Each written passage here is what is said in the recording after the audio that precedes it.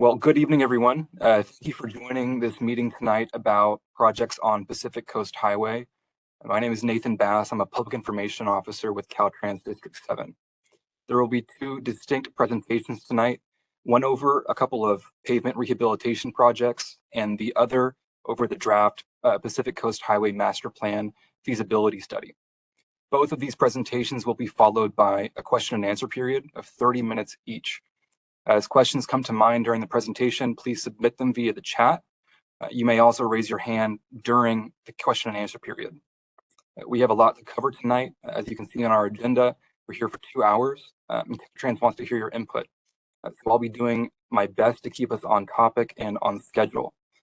That being said, I should acknowledge the elephant in the room. Much of the route and discussion tonight is not presently accessible to the public due to the Palisades fire recovery. I understand you may have questions about that, but we kindly ask you to hold questions related to the recovery effort until the end of the meeting, and if time permits, we'll try to answer them then. In the meantime, I direct you to the governor's recent announcement that Pacific Coast Highway will reopen by the end of May. On the presentations tonight, we have a team of Caltrans personnel to provide you this information. First up to present about pavement rehabilitation projects will be Janice Liu and Refugio Dominguez. Excuse me there. So first I will give it over to Janice Liu to kick us off. Thank you, Nathan. And good evening, everyone. And thank you for joining us tonight. First, I would like to share this slide. I understand that we have a lot to do on PCH corridor. We are trying to divide the work into the three phases. Will be short-term, mid-term, and long-term. For short-term, we have the Director's Order project. The scope is to address immediate safety needs. Construction has been ongoing since January 2024, and we're targeting to complete that in a month or two.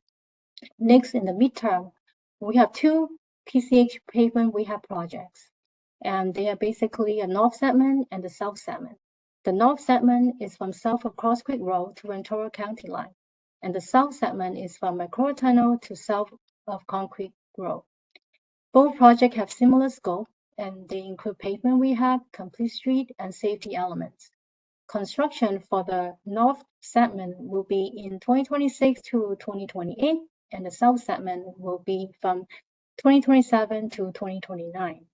I will be presenting these two projects immediately after this slide. For the long term, we have the PCH Master Plan Feasibility Study in the city of Malibu. My colleague Ryan will be presenting this in the second half of this presentation tonight. So next, I'm going to dive right into the North project. So the North segment will be, again, is from South Cross Creek Road to Ventura County line. This is the footprint of the project. It's on PCH. Post mile is from 46.9 to 62.9. So this whole 16-mile stretch will be all in city of Malibu. Purpose of this project. We understand we have pavement issue in here. So the main goal of this project is to fix the pavement, which will extend the service life of the roadway, improve the ride quality, and which will minimize maintenance need, and it will minimize maintenance worker exposure. We understand there's a lot of safety concern on this project, on this PCH corridor, so we're trying to incorporate and upgrade complete street elements and also safety elements. Now I would like to turn over to my colleague, design manager, to go over the scope of work. Refugio? Yes. Good afternoon, good evening, everyone. My name is Refugio Dominguez. I'm a senior transportation engineer in Caltrans. I'm the design manager for the two midterm projects, and I would like to go over the scope of work of the project that Janice just mentioned. We will be doing pavement rehabilitation, and that consists of cold planing and overlaying with rubberized hot mix asphalt. That means we have to remove 2 inches of pavement, of existing pavement, and then we'll put new pavement. Also, we will be upgrading the ADA curb ramps. It's a total of 23 at 23 locations. We'll be adding sidewalks at 5 locations. We'll be enhancing crosswalk striping.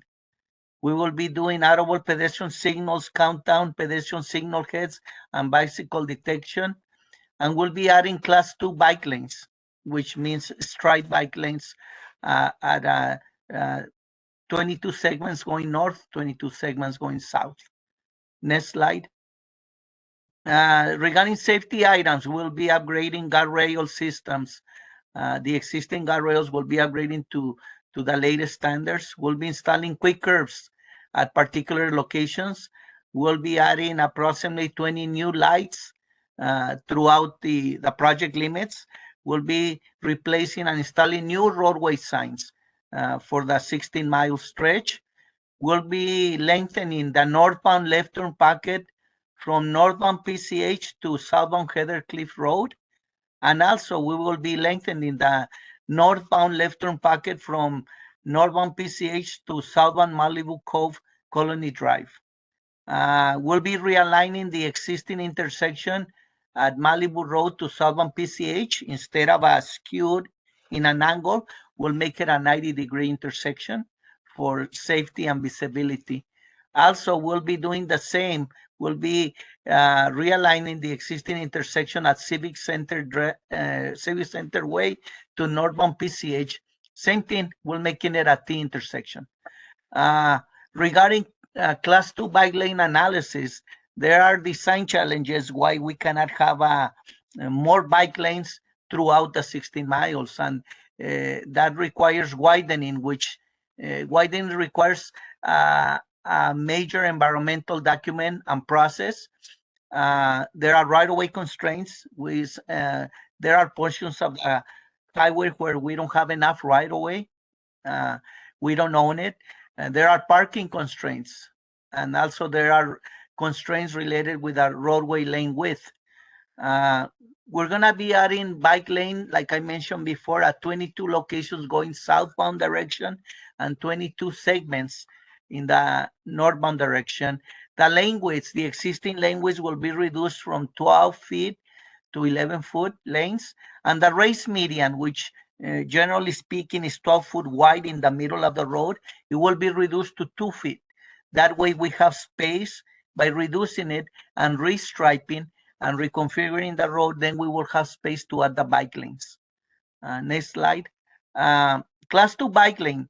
The class 2 bike lane is a lane by itself next to the shoulder, and it's like it's what you see on the exhibit. Is shown in green, and it's 22 segments going north, 22 segments coming south. In the northbound direction, if you add up this total of segments is 7.7 miles. In the southbound direction, if you add these pieces, it will be 7.1 miles. Next slide. This is a typical section of the bike lanes, and this is typical from El Matador to Webway. As you can see here, you have 2 lanes going north, 2 lanes coming south, and the bike lanes are next to the traffic lanes. As you can see on the exhibit. Next slide. Sidewalks, new sidewalks. We'll be adding new sidewalks. The new sidewalks are at Heather Cliff Road. We're adding it because there's a bus stop. At Malibu, between Malibu Canyon Road and John Tyler is a big stretch of at least 1,500 feet. That's a new sidewalk. This is going northbound. And also a new sidewalk from Cross Creek Road to Webway. And then going southbound, there's a new sidewalk at Bush Drive. There's an existing bus stop, but there's no sidewalk there. So we'll be adding a sidewalk. And also we'll be adding a sidewalk, extending a sidewalk between Coral Canyon, near Coral Canyon. There's a bus stop also there. Also, we're adding a new sidewalk between Cross Creek and Malibu Road. And that one is approximately 800 feet. Next slide. This is, as I mentioned before, a Civic Center Drive.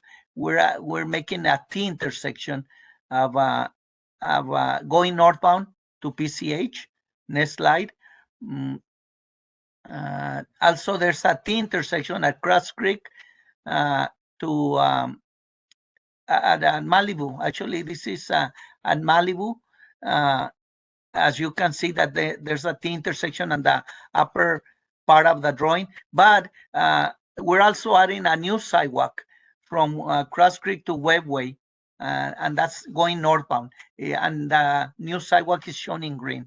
Also on the north, going southbound, the new crosswalk is also shown in green. Next slide. And this is the longest segment of sidewalk that we're adding, and this is between Malibu Canyon Road and John Tyler. It's going northbound on PCH. It's like a 1,500, 1,400 stretch of sidewalk. And also this is a new extension of a sidewalk near Coral Canyon in the southbound direction. Next slide. And at Heather Cliff, we have a bus stop going northbound.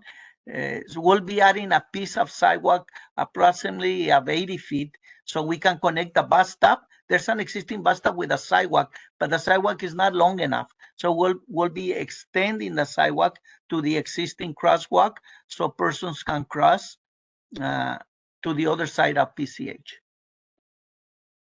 And then at Bush Drive, there's an existing bus stop, but there's no sidewalk. We will be adding a sidewalk. Next slide. Project schedule, and I guess Janice will talk about the project schedule. Thank you, Refugio. Yeah, so for project schedule, the project currently is in design phase. We're targeting to complete in the fall this year, 2025. Construction is targeting to start summer 2026 to summer 2028. That concludes our north segment. Now I'm going to dive into the south segment, which is from McClure Tunnel to south of Cross Creek Road.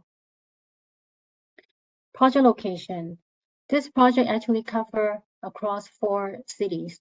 On the south end, it goes from city of Santa Monica to the city of LA, and then to the unincorporated area in Topanga, and finally to city of Malibu. The post mile is from 35.2 to 46.9, and is about 11.7 stretch. So this is the footprint of the project.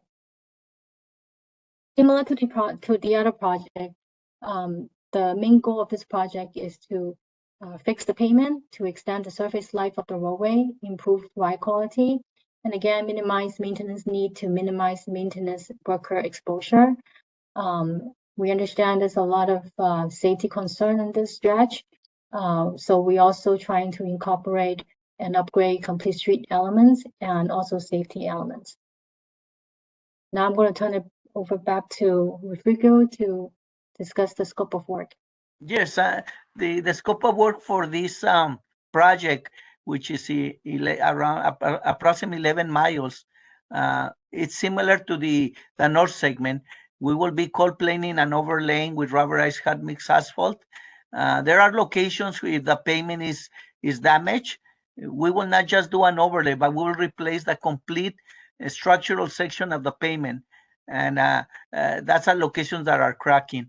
Also, we will be constructing, there are 30 bus pads that the pavement is asphalt. Where the bus pads are, where the bus stops, we will be changing that from regular asphalt to white concrete. Regarding complete street elements, we'll be upgrading 24 new curb ramps. We'll be adding 2 new sidewalks and some crosswalks at particular locations. We'll be enhancing crosswalk striping. We'll be doing also auto pedestrian signals, pedestrian signal heads, and bicycle detection. And we'll be adding class 2 bike lanes also as the other project. We will also be upgrading the existing guardrails to new standards.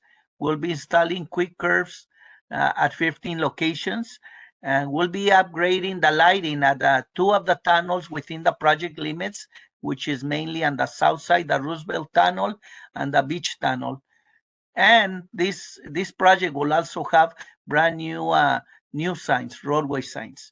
And we will be installing CCTV cameras on the street level near the Roosevelt Tunnel. And we're going to be adding a new signal traveling northbound on PCH into Santa Monica parking lot 3 North, which is on the beach side. The address is 1150. We'll be adding a new signal. Regarding bike lanes, crosswalk, and sidewalks, as we can see on the exhibit, we'll start with the bike lanes. The bike lanes are only three segments. One going northbound, as you can see, it's in brown or orange. One going northbound, and then two segments going southbound. The question could be why we don't have more bicycle segments, more bike lanes, and we have a lot of constraints with the footprint of the road. We don't have enough right of way. PCH is constrained by houses, by a mountain, by the beach, and we don't have the space to add more bike lanes on this project. On this project, we cannot add more bike lanes. The new sidewalks, as shown on the exhibit, is there's one at the address 2356. There's a new sidewalk and crosswalk, and that is the address. Another sidewalk will be at the northeast corner of PCH and Topanga Canyon, and those are the two new sidewalks. Then we'll be adding crosswalks on the south side at Entrada Drive, just south of the intersection. There's a new crosswalk near the tunnel, and that's it. And this is a typical bike lane cross section, typical, and this is typical from Bay Club to Driftwood Drive. And the northbound direction, we just have the regular lanes. We can add a bike lane. We'll be adding a bike lane in the southbound direction between Bay Club and Driftwood Drive. Next slide.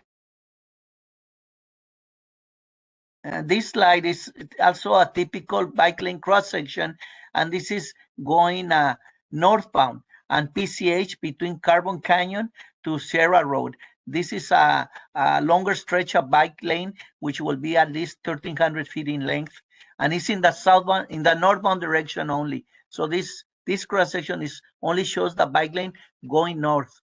That's the bike lane that we are running on this project.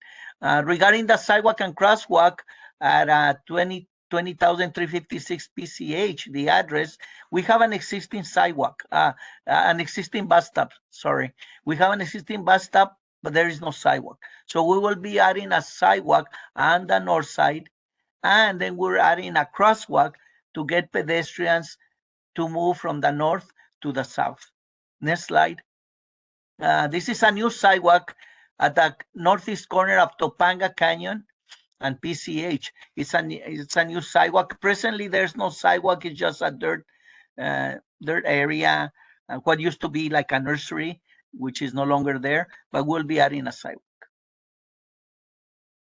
Then there's a new crosswalk at just next to Entrada Drive, and this will be for pedestrians traveling from one side to the other across PCH.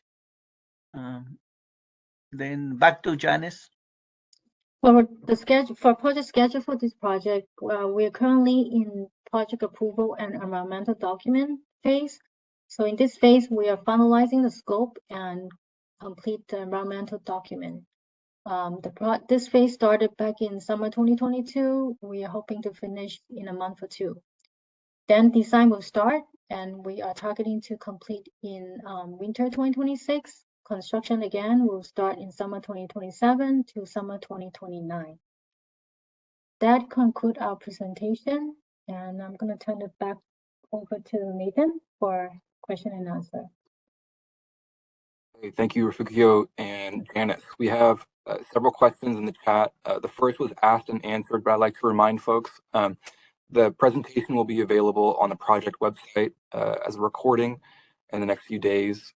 But getting into the second question from Kay Hill, why are we still focusing on repaving when the greater concern is preserving the underlying structure of Pacific Coast Highway itself, given its sudden exposure to increased wave action over a 5-mile stretch?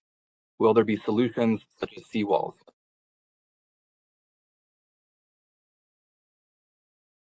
Yeah, I can answer that. This is Refugio Dominguez. The purpose of these two projects that we just presented is the pavement, the life of pavement.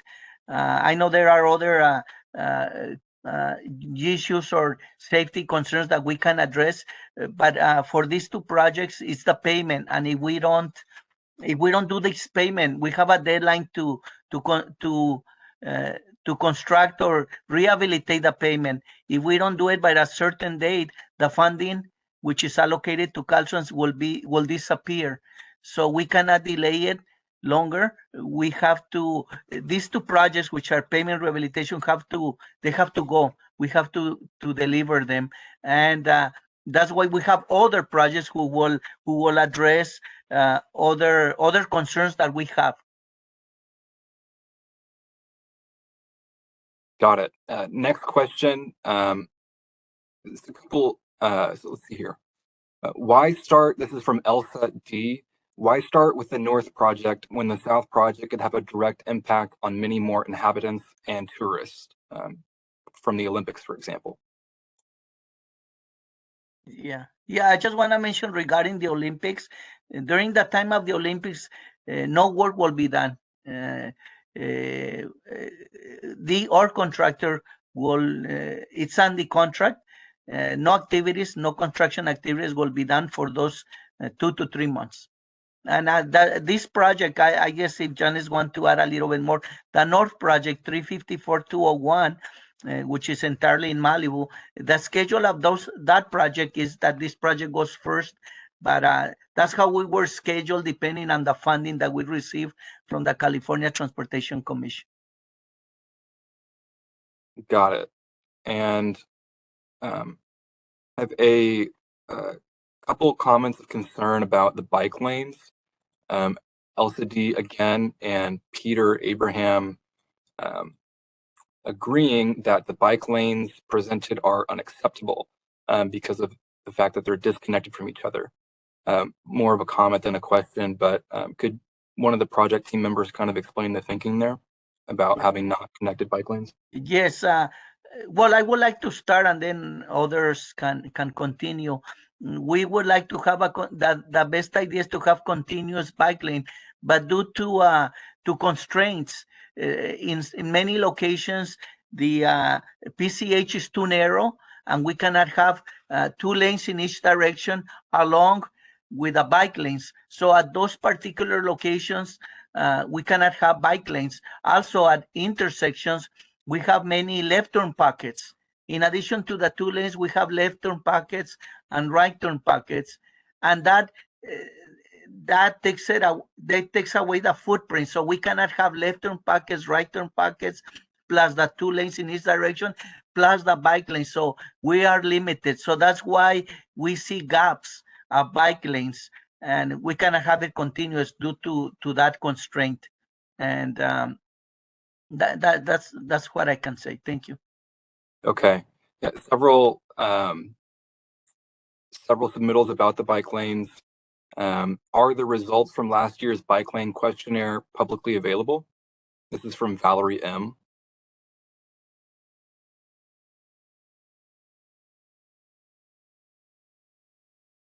Yeah, if someone else can answer, I'm not familiar with that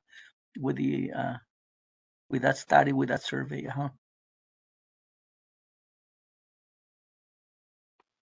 Hi, Refugio. This is Nick Carmona. I'm one of the members of the Complete Streets team in Caltrans. I just wanted to chime in, Valerie. That questionnaire is linked to the PCH master plan, which will be giving a presentation shortly, but it's related to those longer term efforts. Thank you. Okay, thank you. Brandon Mokel, I can't pronounce that correctly, unfortunately. What is the plan for maintaining safety for bicyclists and the significant bike lane gaps? Is it possible that parking, median, sidewalk, or other lane widths are constraining the ability to have the amount of bike lanes available? So are the width of the lanes constraining the ability to have bike lanes?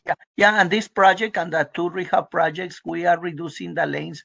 If a lane is typically 12 foot wide, which is the standard, we'll be reducing the lanes to 11 foot lanes. We'll be taking a foot away from each lane, and the median where you have bike lanes, the median, which is typically 12 feet wide in the middle of the road, and in many places it's a raised median.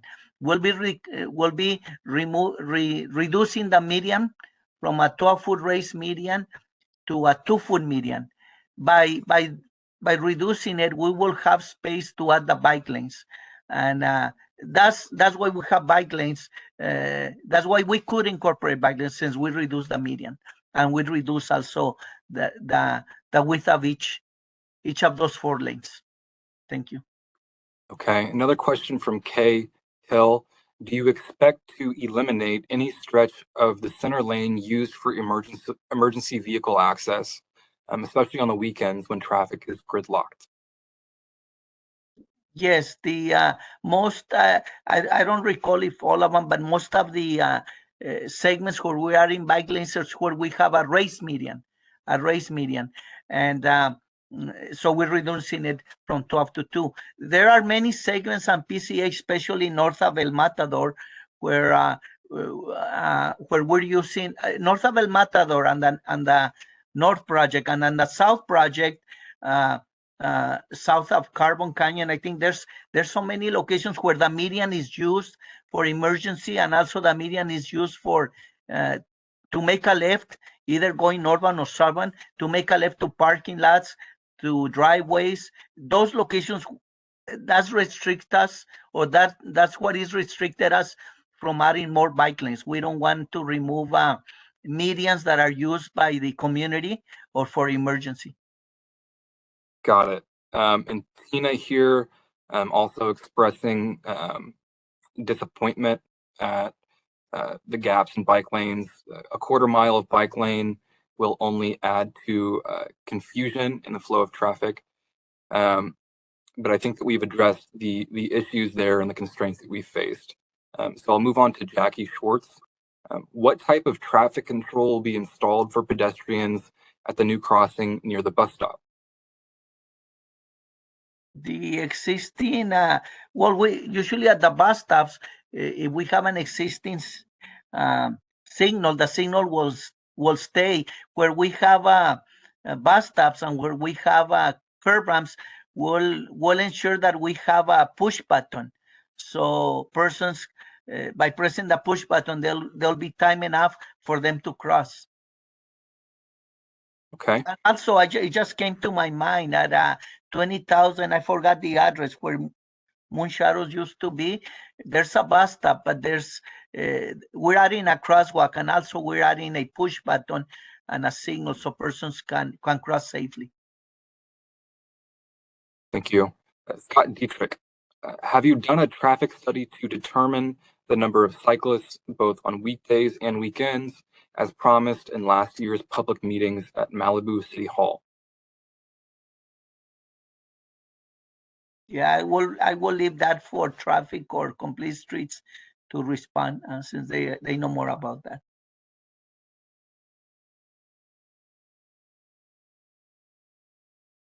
Nathan, this is again a short-term paving project. In the master plan, which we will discuss later on, we're going to be talking about long-term plans, which is what people saw in the meetings last summer.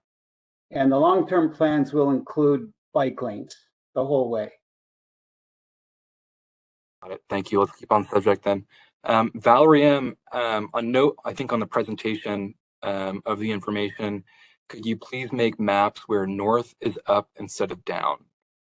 I think for just the viewers. Okay. Yeah, I guess in most of our exhibits or the plan views, north was pointing down, the beach side was on the north. Okay,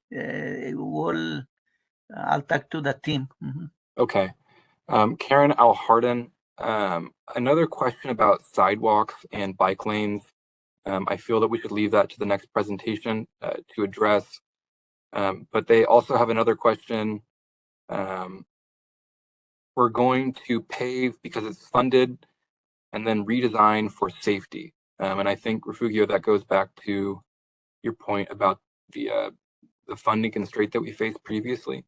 Yes, yeah, these two projects that we just presented, originally they're just pavement rehabilitation projects since we received funding from the California Transportation Commission. And this is just funding itself. It doesn't mean that we don't care about other issues or challenges and PCH, but we have to pave the pavement, and it's very difficult to have a project that will solve all the situations that we have or the challenges. These two projects is just paving, and we have to deliver by a certain date, because that's the commitment we have with the California Transportation Commission.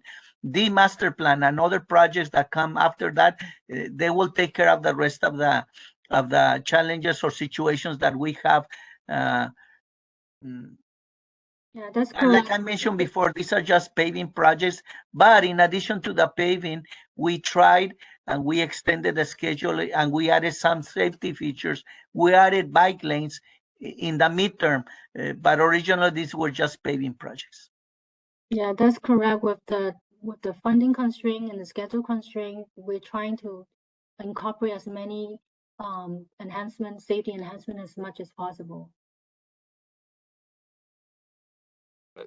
Brandy Navarre asking, is it possible the scope of the project could be changed, and with the state possibly using eminent domain to take over some of the land where homes were lost on the beach side of Pacific Coast Highway? And I think that will be outside of pertinence of this presentation. Yeah, eminent domain is not easy. It takes we don't have absolute power. Even if we take that, it takes years, 2-3 years to go to court and to prove that there was no other option, and that will delay the project. And we have to deliver by a certain time, by a certain date. Okay. Brandy Navarre again, and I'm missing a couple questions here, but they are a bit off subject, from Peter Abraham and Scott Dietrich. Brandy Navarre is asking again, how will traffic be impacted during this work? Will there always be at least one lane open in each direction? Yes, all the pavement rehabilitation project for these two projects, it's all night work. When we do the cold plane and the overlay, that's night work. We don't want to reduce and create delays. The only day work will be the curb ramps, which are on the side at the corners, the guardrail work, the sidewalks.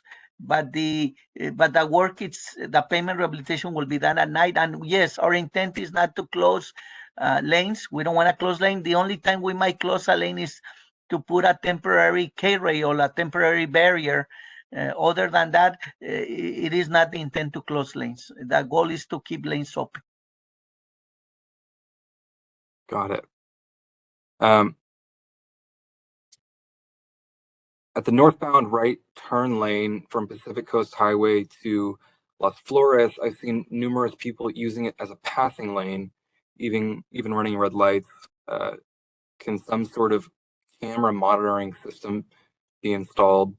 I believe that's out of the scope of this conversation. Question about rebuilding homes on Pacific Coast Highway, I think would be better left to a different conversation. Let's see. Question from Scott Dietrich. How did you contact the 26,000 daily commuters who use Malibu Canyon and Canaan to drive along Pacific Coast Highway to the 10, Interstate 10 and Santa Monica to get their input for the surveys?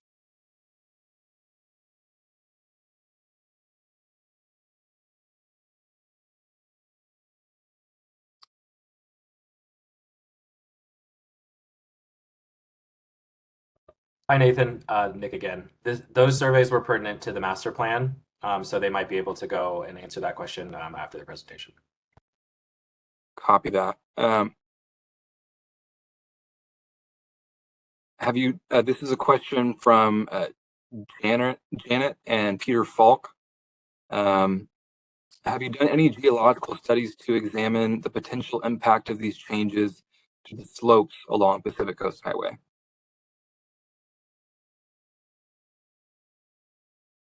As part of one of the projects, the south side, where we're constructing a retaining wall, we are evaluating the slope, but that's only at that particular location. There are other locations where presently there's or erosion has been occurring, and we are working with geotechnical to see what can be done. But whatever the solutions we determine, it will not be part of these two projects. Got it. And we have a few questions here relating to the project schedule of both these repaving projects and I think the master plan. In here referencing the project schedule, construction is meant to go from summer 2027 to summer 2029 for the repaving projects alone. We have another comment about bike lanes. So I think that'll conclude all of the questions that were submitted via chat relating to this presentation. I did see one hand raised previously, but it has since gone down. So I'll give a couple moments if that person would like to raise their hand again, if they didn't already submit a comment via text.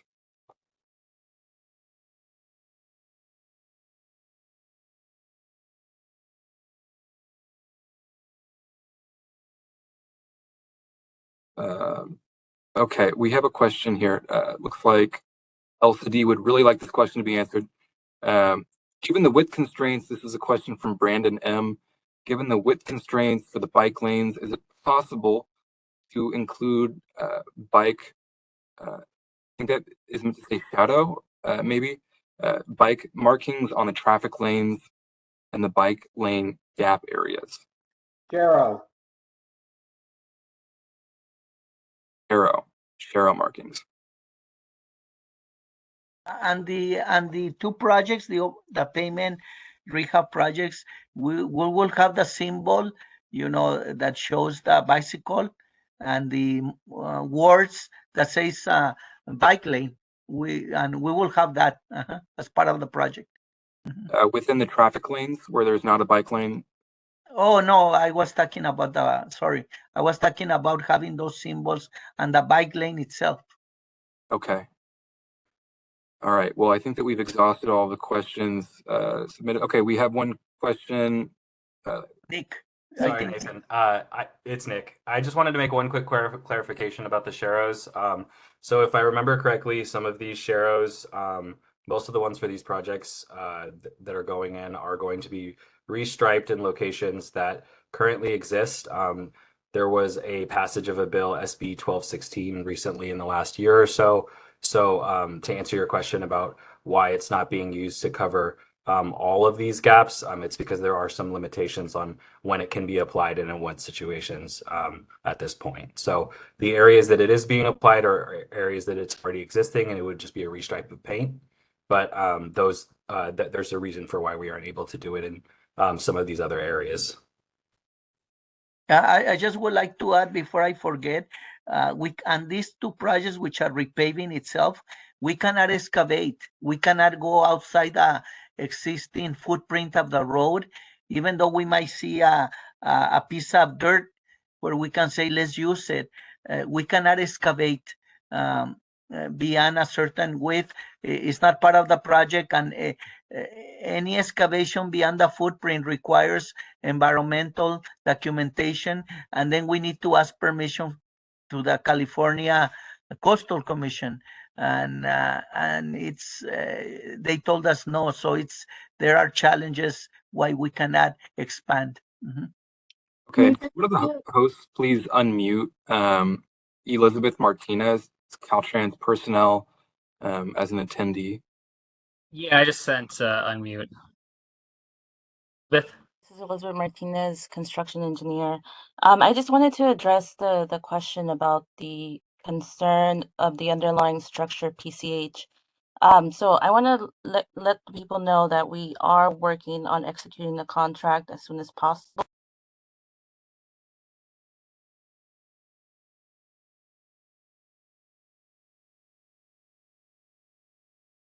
Elizabeth, Oh, Elizabeth was muted. Somehow she was talking.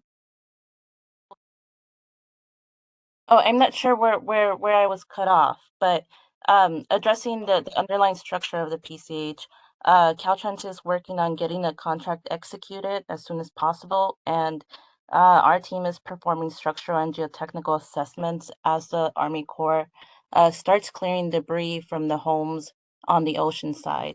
So just so you guys know, we are working on that, and that's related to the question from earlier. okay, thank you. Ryan, you have some quite technical comments speaking to Coastal Commission and funding outlays and regulations.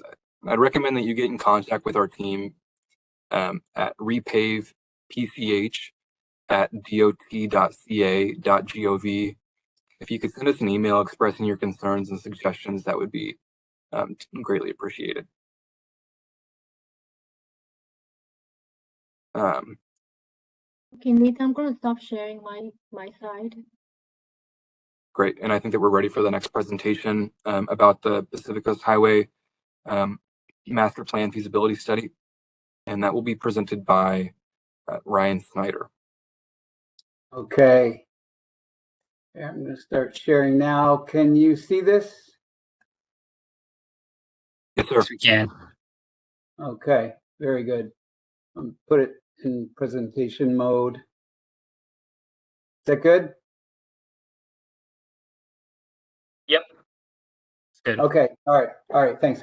And just to answer a few of the questions from before, and including the last question about the Coastal Commission, there were things, so that what you saw before was a pavement project, or two pavement projects that had time constraints on them due to the funding. And if they were to have done things that could have accommodated more, such as removing parking or doing any widening or anything that would have created environmental review, it would have thrown their timeline off. And the same thing with the Coastal Commission approval.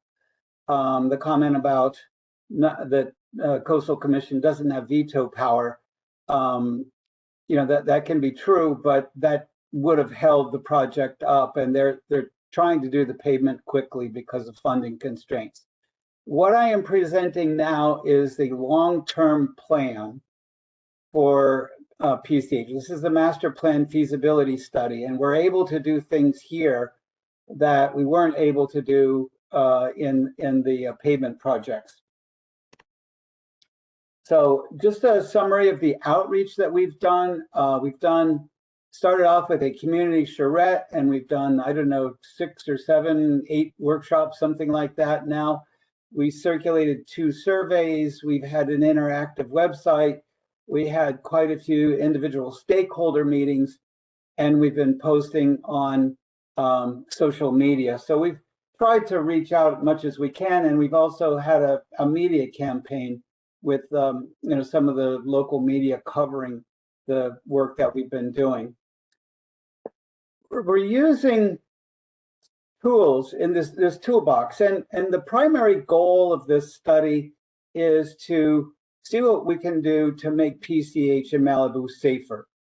We also want to improve bicycle and pedestrian access, as well as access for people using transit.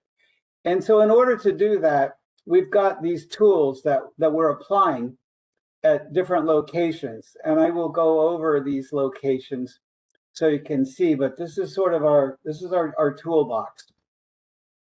The roundabouts we're proposing at 9 different locations, as you see here. At Webway, it will be a multi-lane roundabout, which will be the most sort of complex roundabout.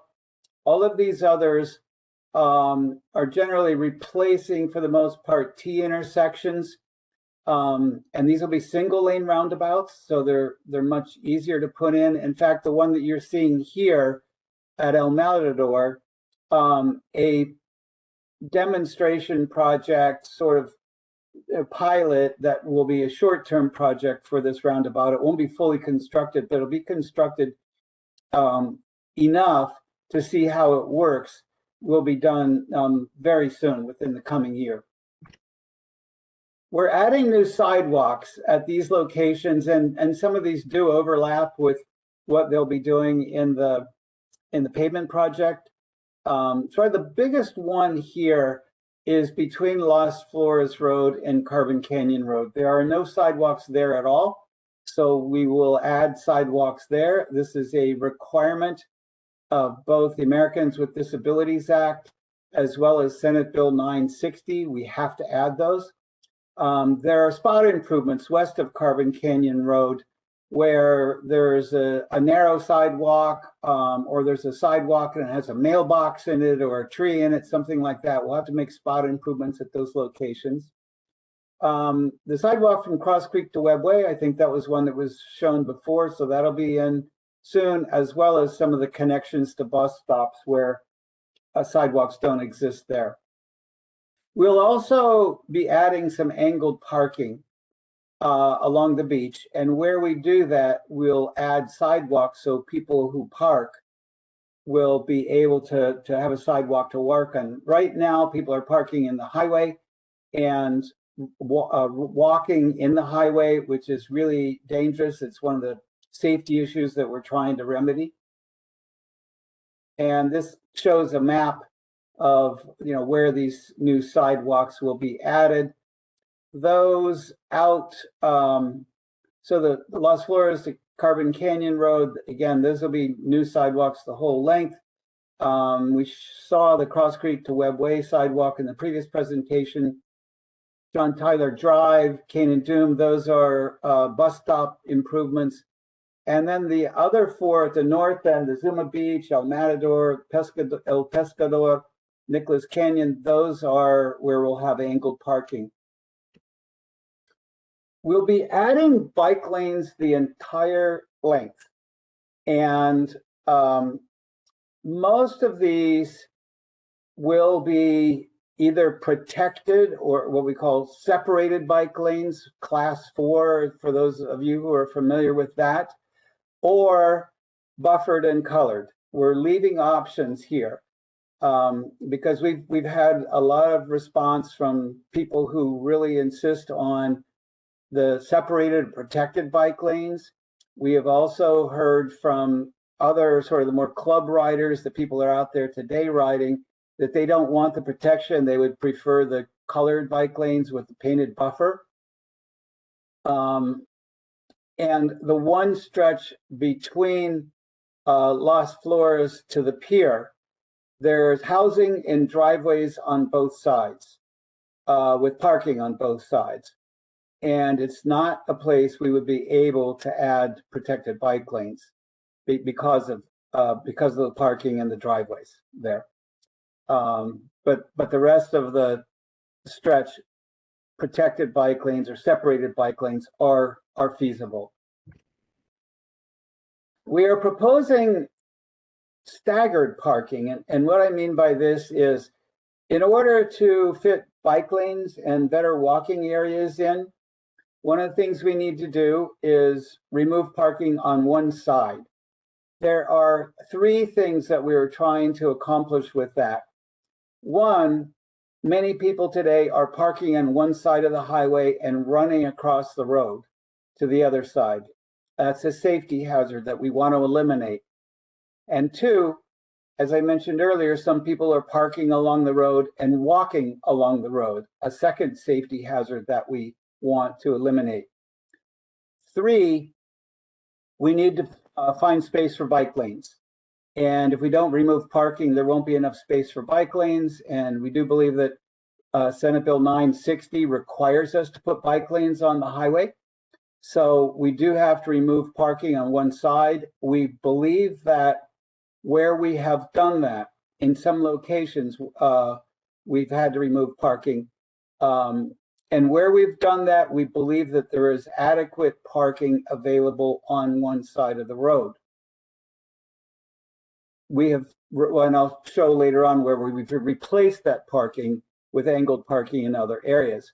Now, the reason for the staggered here is we've left the parking on the side of the road where it was the most used and most valuable. So in this first stretch, where you see in the red, it's near closest to the beach.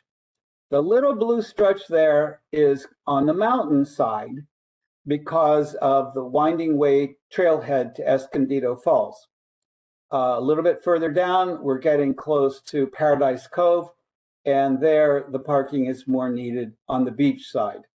But again, we're retaining parking on one side of the road in these locations. So west of Trancas Canyon, the traffic volumes drop quite a bit.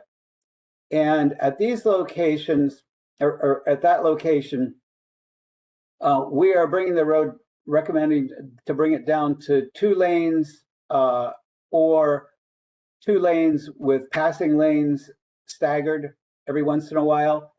And that will allow us enough space to put in reverse-in angled parking near El Matador, La Piedra, El Pescador, and Nicholas Beaches. We're also adding angled parking between some of the countermeasures, the roundabouts, to help to bring speeds down as well. So we're also proposing some new or improved pedestrian crosswalks. We believe these need to be signalized to make it safe to cross. So what we're doing is adding these crosswalks where they don't exist or putting signals in where they do exist. We're narrowing the travel lanes, adding bike lanes, and at the crosswalks, we're adding these channelizers as well. I'll show you another photo of that. So this is most useful in that Carbon Beach area where much of the speeding is taking place. So when we channelize the traffic, we're trying to slow people down because speeding is a big issue there. If we can slow people down some, we believe that and put more crosswalks in, we believe that we can help to bring speeds down in that area. So this shows the possibility of adding what we call a raised crosswalk as well, which helps to slow cars down, and crossing islands. This, in conjunction with the fact that we've narrowed the travel lanes and added the bike lanes, we think will do quite a bit to make these pedestrian crossings much better, and again, to help slow cars down. Now, the locations that we're looking at new pedestrian crosswalks are one at the Rambla Vista bus stop, or we might move the bus stop to Carbon Canyon here. The Carbon Beach East access is a really important crossing. The Carbon Beach West access and the bus stops there would be an upgrade from pedestrian hybrid beacons to a signal. And we need to study possible crosswalks at Winding Way and Lechuza Beach. The city is already in process of, and Caltrans are in process of already improving some of the crossings at the Moon Shadows bus stop, at La Costa Beach access. Again, that would be an upgrade from the pedestrian hybrid beacon to a full signal, as well as at Corral Beach and San Juan Trailhead. And this map shows the pedestrian crossing improvements.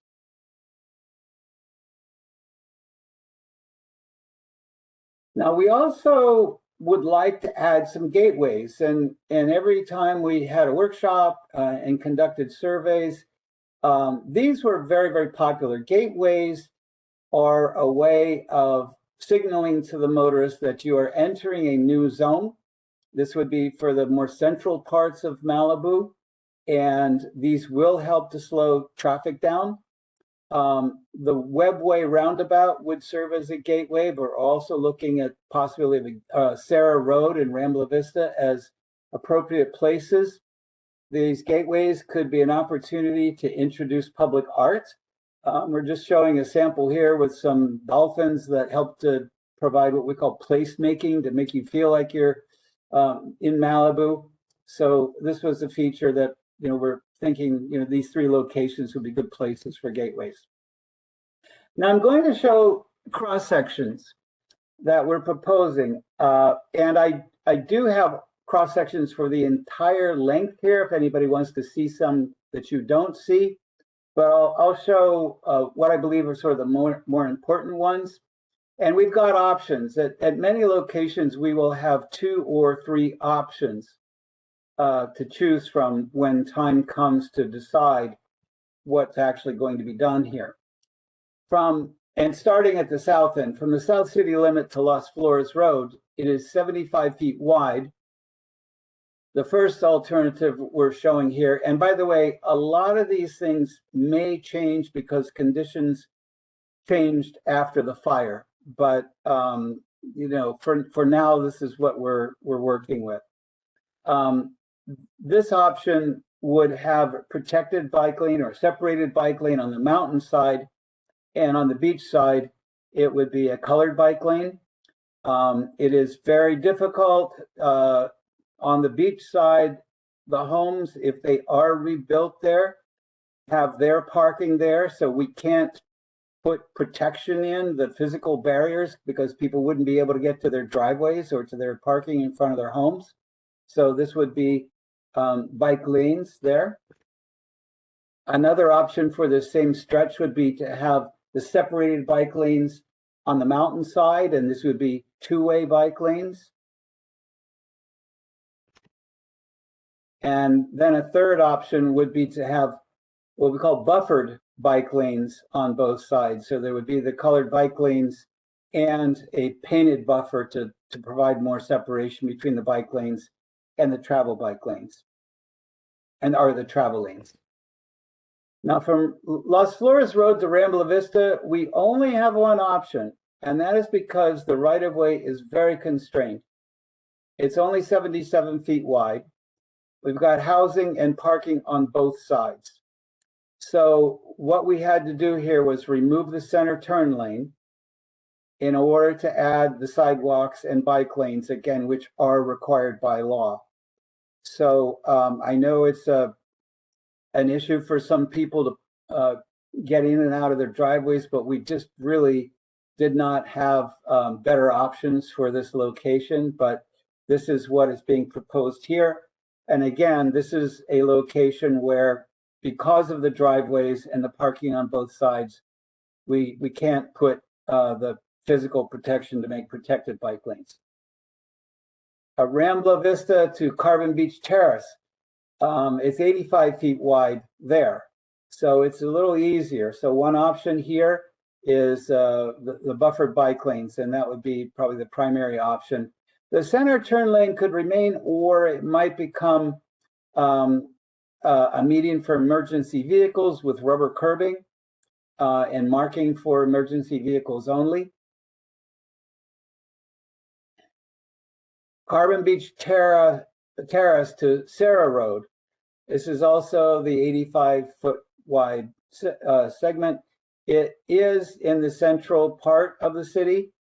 And one option here is, again, the colored and buffered bike lanes with the rubber curbing for on the median for emergency vehicles. So this is one option. We also had a lot of people tell us that they would like this segment of Malibu to become more like a main street or a boulevard.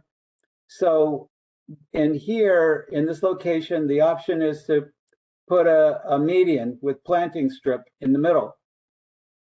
And that would help to slow vehicles down. It would create more of a boulevard Main Street environment. Here is a rendering showing what this might look like, depending on what kind of trees and so forth are put in. Now, a second option for that if we wanted to take that concept even further and to make this more of a boulevard Main Street environment, we would take the parking out and add outdoor dining and wider sidewalks and more landscaping.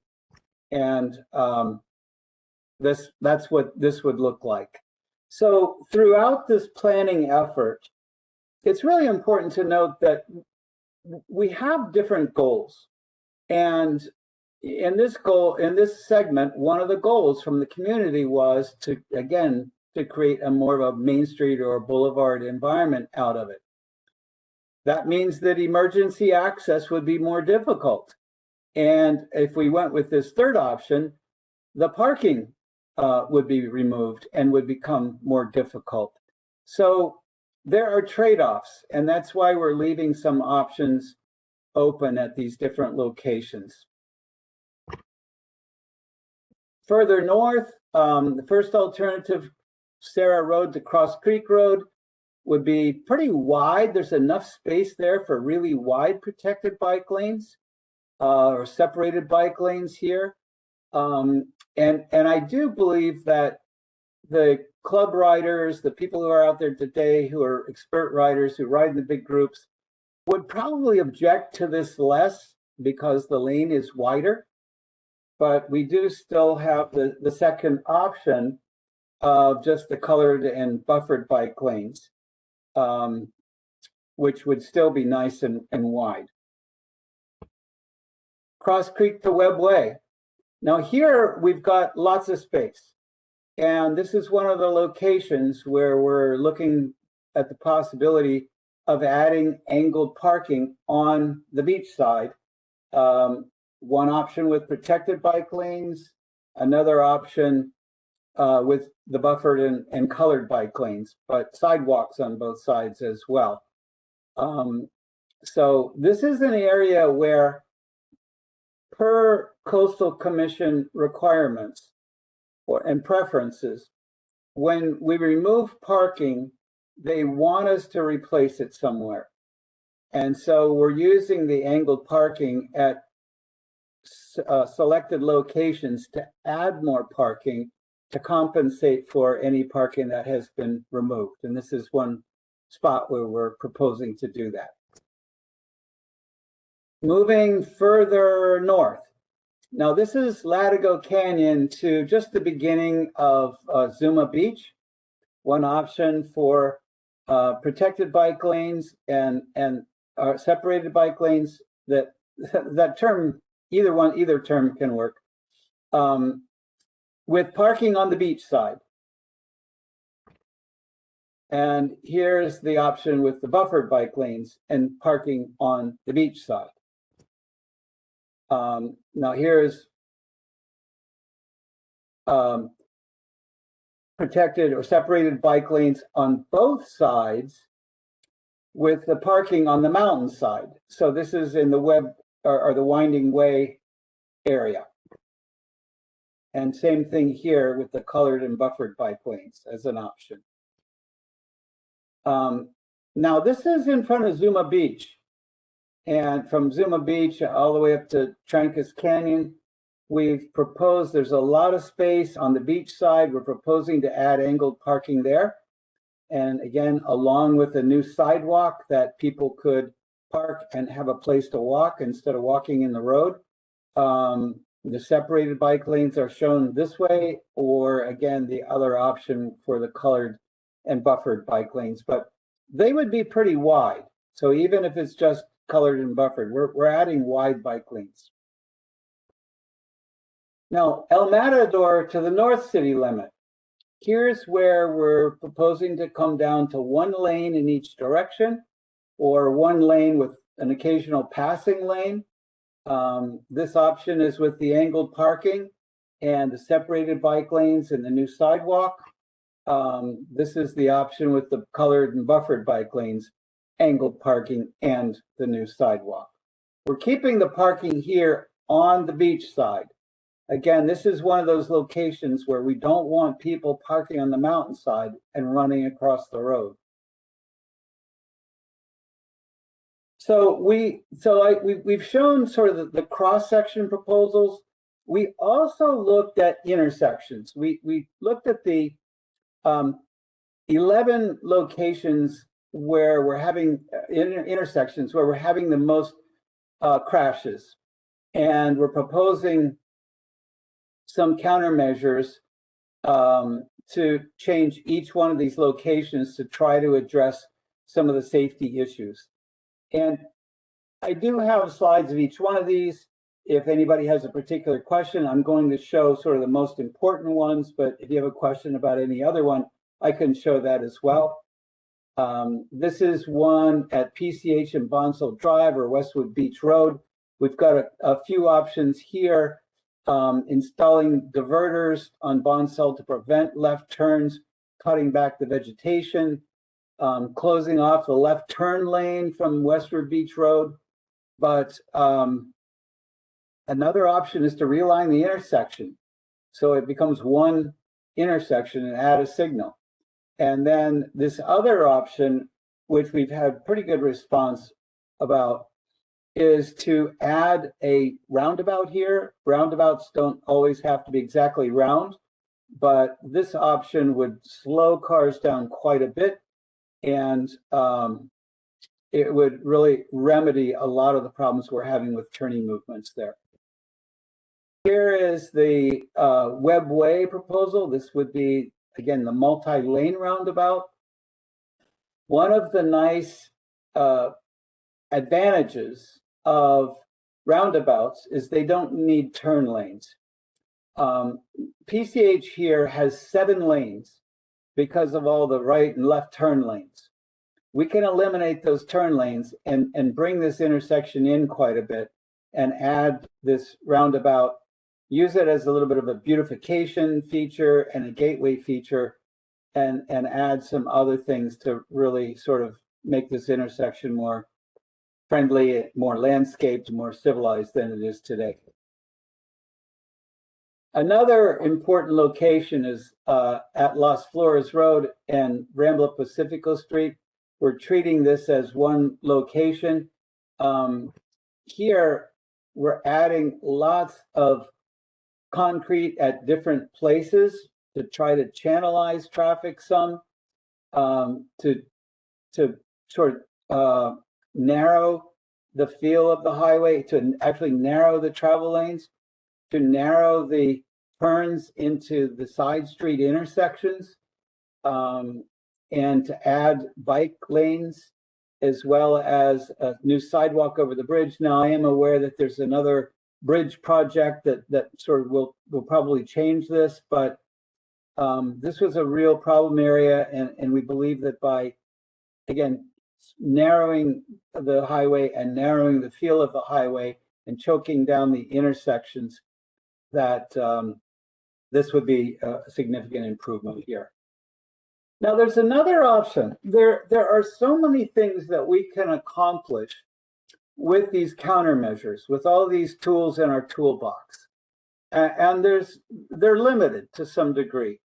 But there's another tool coming up that we believe will be very helpful in this area. It's called vehicle-to-vehicle or V2X applications. And what this is communications equipment. So there would be communications equipment on locations such as traffic signals, street lamps, places like that, that can talk to vehicles, that can talk to the highway patrol and the sheriffs, that can give information back and forth, and some of the potential applications. Speed enforcement cameras are the first application, and state law just passed to allow Malibu to do this. So this is a V2X application. So these cameras will ticket people who are speeding. We can also have cameras that communicate in real time with the sheriff. So in other words, if somebody's going 80 miles an hour or so, or whatever speed we set that at, the sheriff will know right away and can send somebody out to ticket. Now, there's a lot of technology that will go much further once every vehicle has transponders in them as well, which isn't the case right now. But it can do things like warn motorists of safety hazards. Emergency vehicles will be able to communicate better to drivers that they need to get through. And in the future, we'll have communications that tells drivers when they're speeding. And at the highest level, there's even the possibility of controlling the speeds of the vehicle. So if the speed limit is 45, their actual speed could be limited at 45 or 50. So I think that has a lot of potential. The city is already working to modify the traffic signals with their safety adoption program as well. Now, this is a parking analysis slide. As I mentioned, we are proposing to remove parking on one side of the street in some locations. And the total parking loss would be that we would remove would be about 1,375 spaces plus or minus. But with the angled parking that we've added along the beach, we would actually gain approximately 2,275 spaces for a net gain of 900 spaces. And again, this is to try to replace the parking that we're taking off, again, per requirements of the Coastal Commission and the desires of Mountains Recreation Conservancy Authority. We're also proposing to add 312 bicycle parking spaces. And with the new bike lanes, I think this should be considered new parking spaces, because the bike lanes will make it much more likely that people will bicycle there, and we'll need more parking. A bike parking space accommodates somebody just as much as an auto parking space does. So another. Planning level cost estimates. Now, altogether, the total cost of this, depending on which options are put in and where, will likely be somewhere between 62 million and 268 million. Difficult to determine, and now with tariffs going in, construction costs are going up. It's hard to determine exactly, but at this point, this is the range that we're looking at. We've identified the potential funding sources, and there are some state and federal sources that are listed here. There are also some local sources. And I want to stress, well, I'll come back to that in a minute when we talk about time frame. Looking at the phasing of this, some of the things that are sort of more paint related, crosswalks, speed reduction bars, speed limit pavement markings, delineators, some of these things can go in the shorter term, sometime between now and the coming 10 years. Colored bike lanes. Sort of medium-term projects would be on the order of generally 11 to 20 years.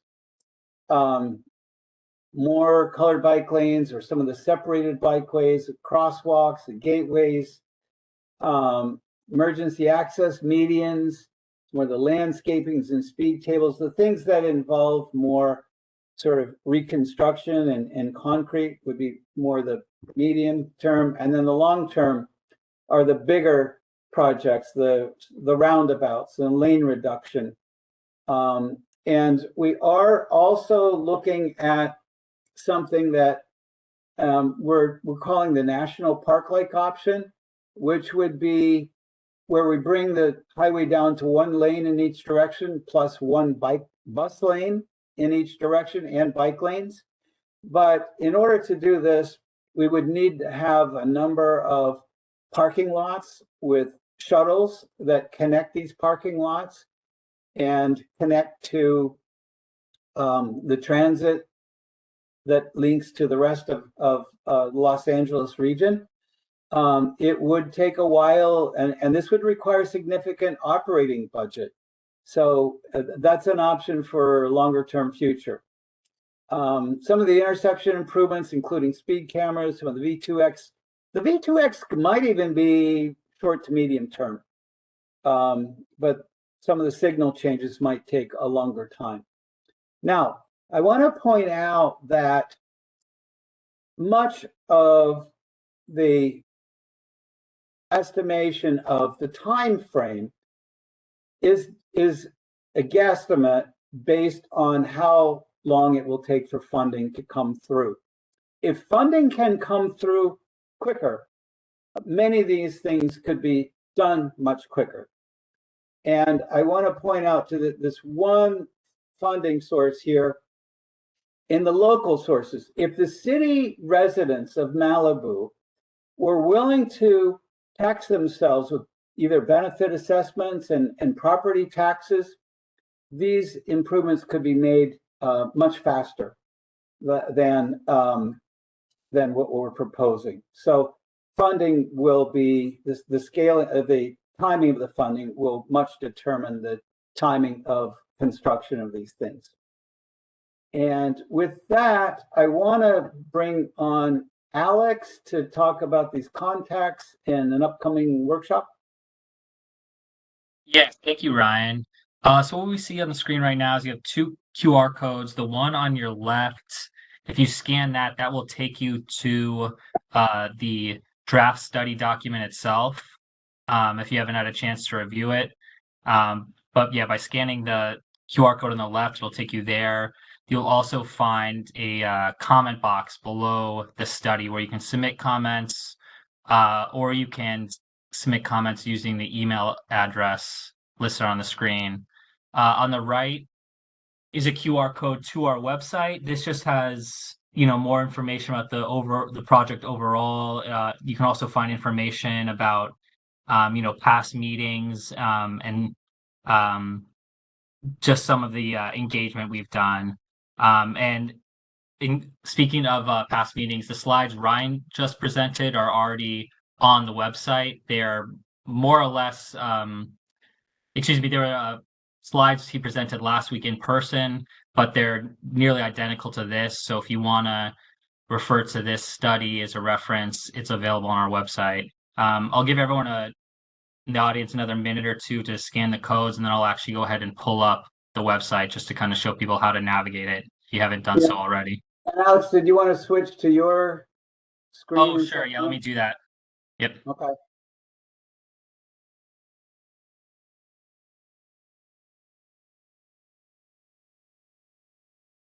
All right. Screen is up? Yeah. Okay. Like I said, I'll give everyone another minute or two, and then you can go ahead and pull up the website itself.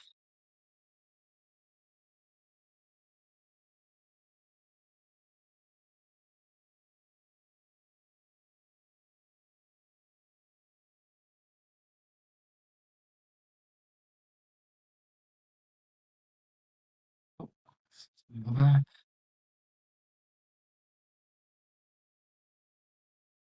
Sure people have had enough time. So if you scan the QR code on the right, it'll take you here. Again, this is our project website. It just has information about the study and upcoming meetings, as well as you know, previous surveys we conducted. Of the meeting information I was speaking about earlier, you can find the slide deck that Ryan just presented here for April 9th. This, again, was the slide deck he presented last week. This week's is just small edits with dates and stuff, but almost essentially the same. And then to view the draft feasibility study, you would go here, click participate, and then you'll see the study document here. You can access the document by either clicking on the image or clicking the link here. The study is open for a public comment period of 60 days. As I mentioned, it was released at last week's presentation, April 9th. So it will be ending June 9th, the comment period. If you do have comments, you can submit them in this comments section box right here. If you have specific comments towards a specific section or page number, you can use these comment boxes below. Additionally, we'll also accept comments at this email address.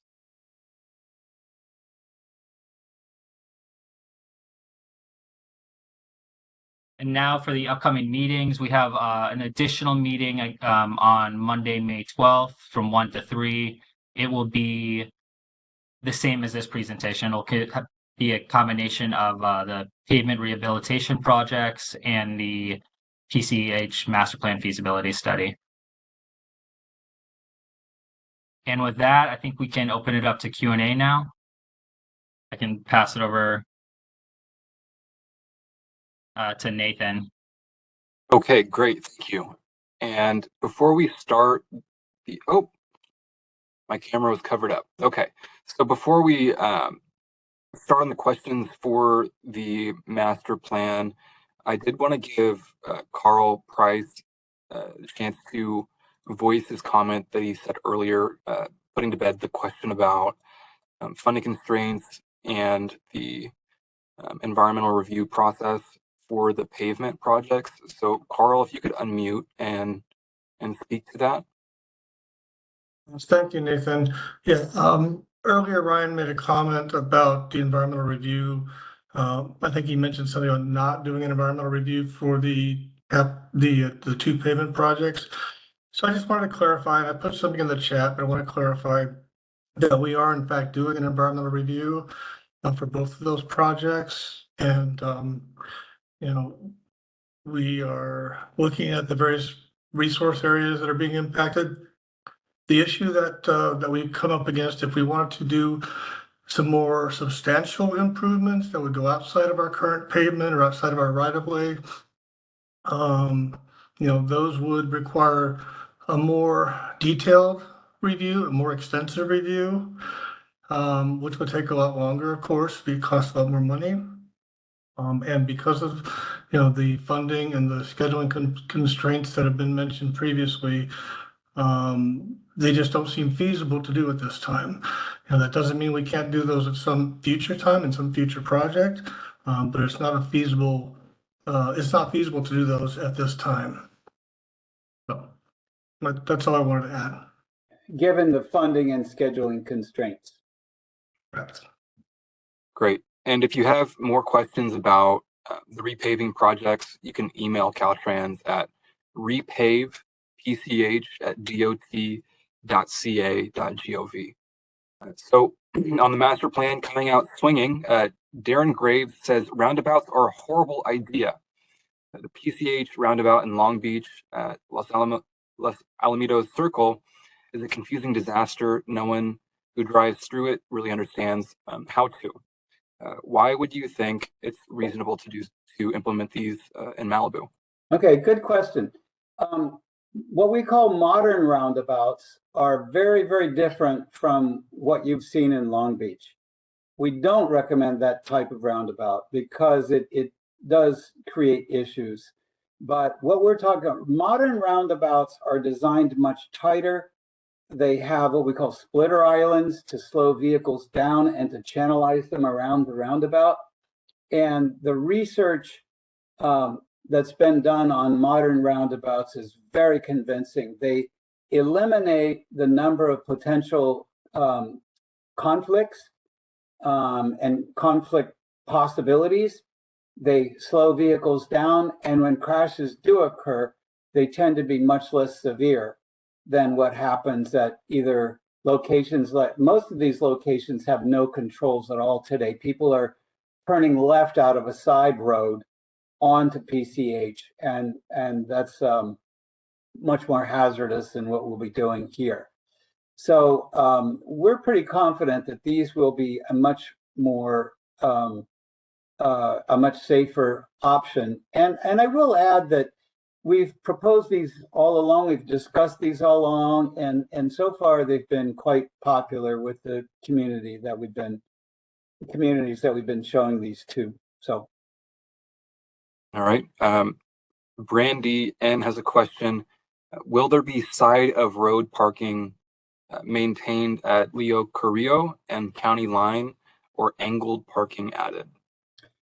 This study only goes as far as the city limit, and those questions are outside of the city limit.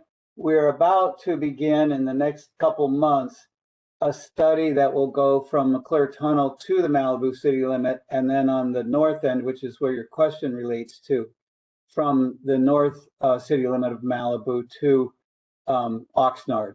So at that time, we'll address that there. Got it. Elsa D, can bike lanes be on the crosswalk side so they have added protection from cars coming and going out of parking? I'm not sure what this meant by the crosswalk side. So a crosswalk is perpendicular to the street, coming and going out of parking. Yeah, I don't quite understand the question, but we put the bike lanes where they will fit, and on the side of the road where people are traveling. So there will be a couple possibilities for two-way bike lanes on the mountain side. Maybe that's what you're referring to.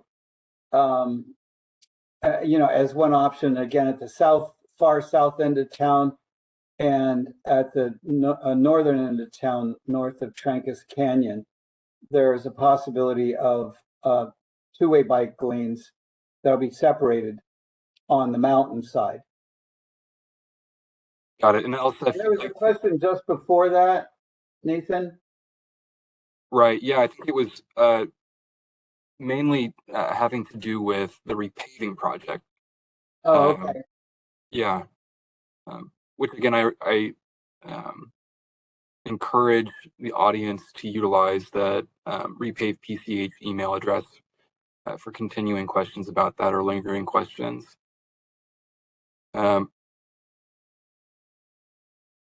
We have another comment from Ryan, and I'm not sure what this is referring to, but separation distance reduction by narrowing one or both parallel lanes reverts to the hazards defined in the 1997 PCH bicycle facility study.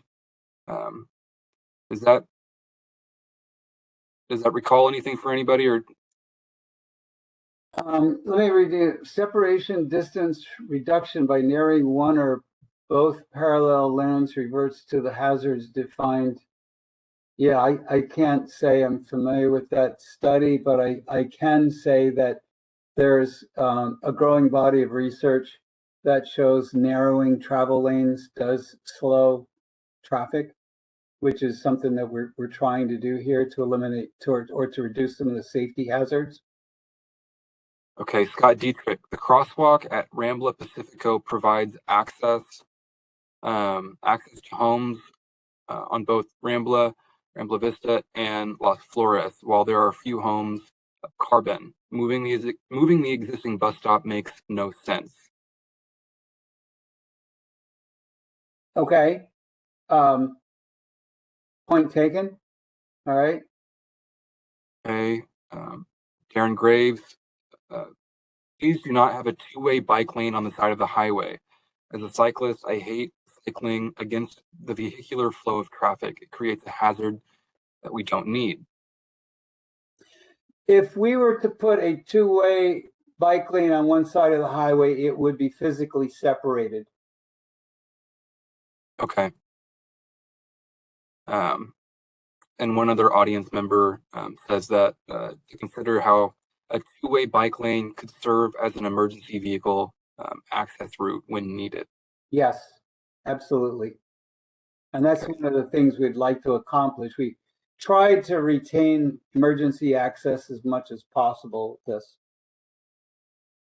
Valerie M., are the protected bike lanes separated by these flimsy plastic bollards that provide no resistance to cars?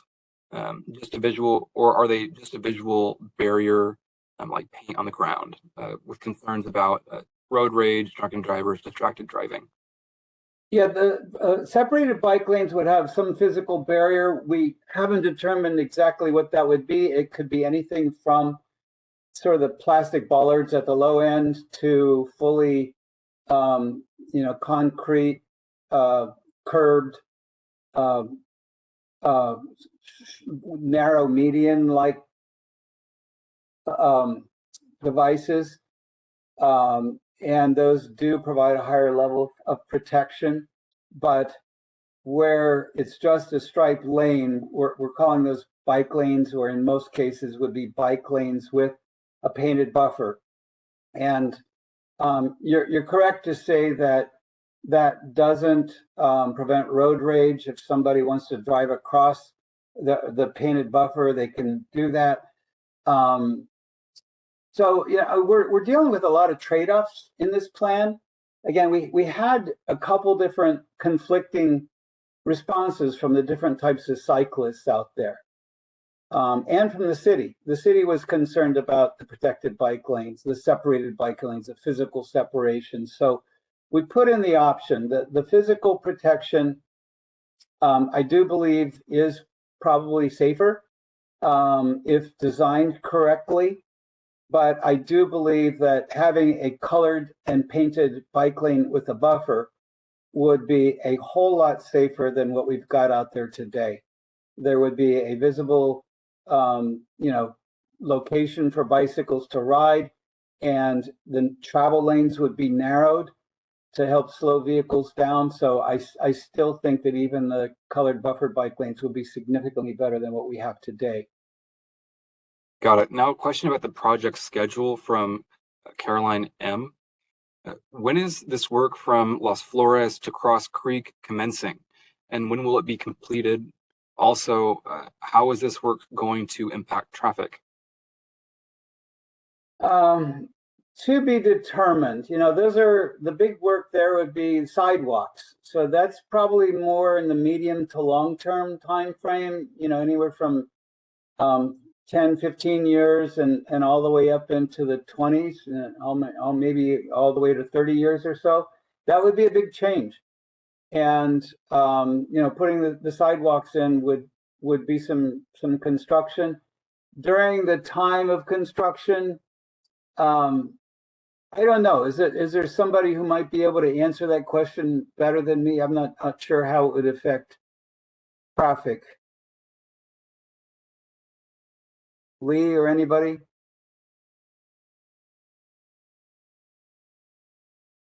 Ryan, I need the question repeated. This is Lee. Yeah, they're wondering, so the segment between Las Flores and Carbon, where we're putting in new sidewalks and bike lanes, they're wondering, like, during construction, would there be impacts to traffic?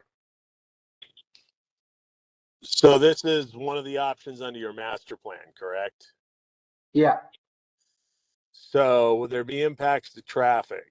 I can't see it because I've been in the motor vehicle all the time, but I think you could expect some impacts to traffic. It would either be lane narrowing, shifting of traffic, and other things to create the work zone for the work to come in. And that would get determined at the environmental document stage and at the plan specs and estimate stage. But I would anticipate some sort of impact on traffic.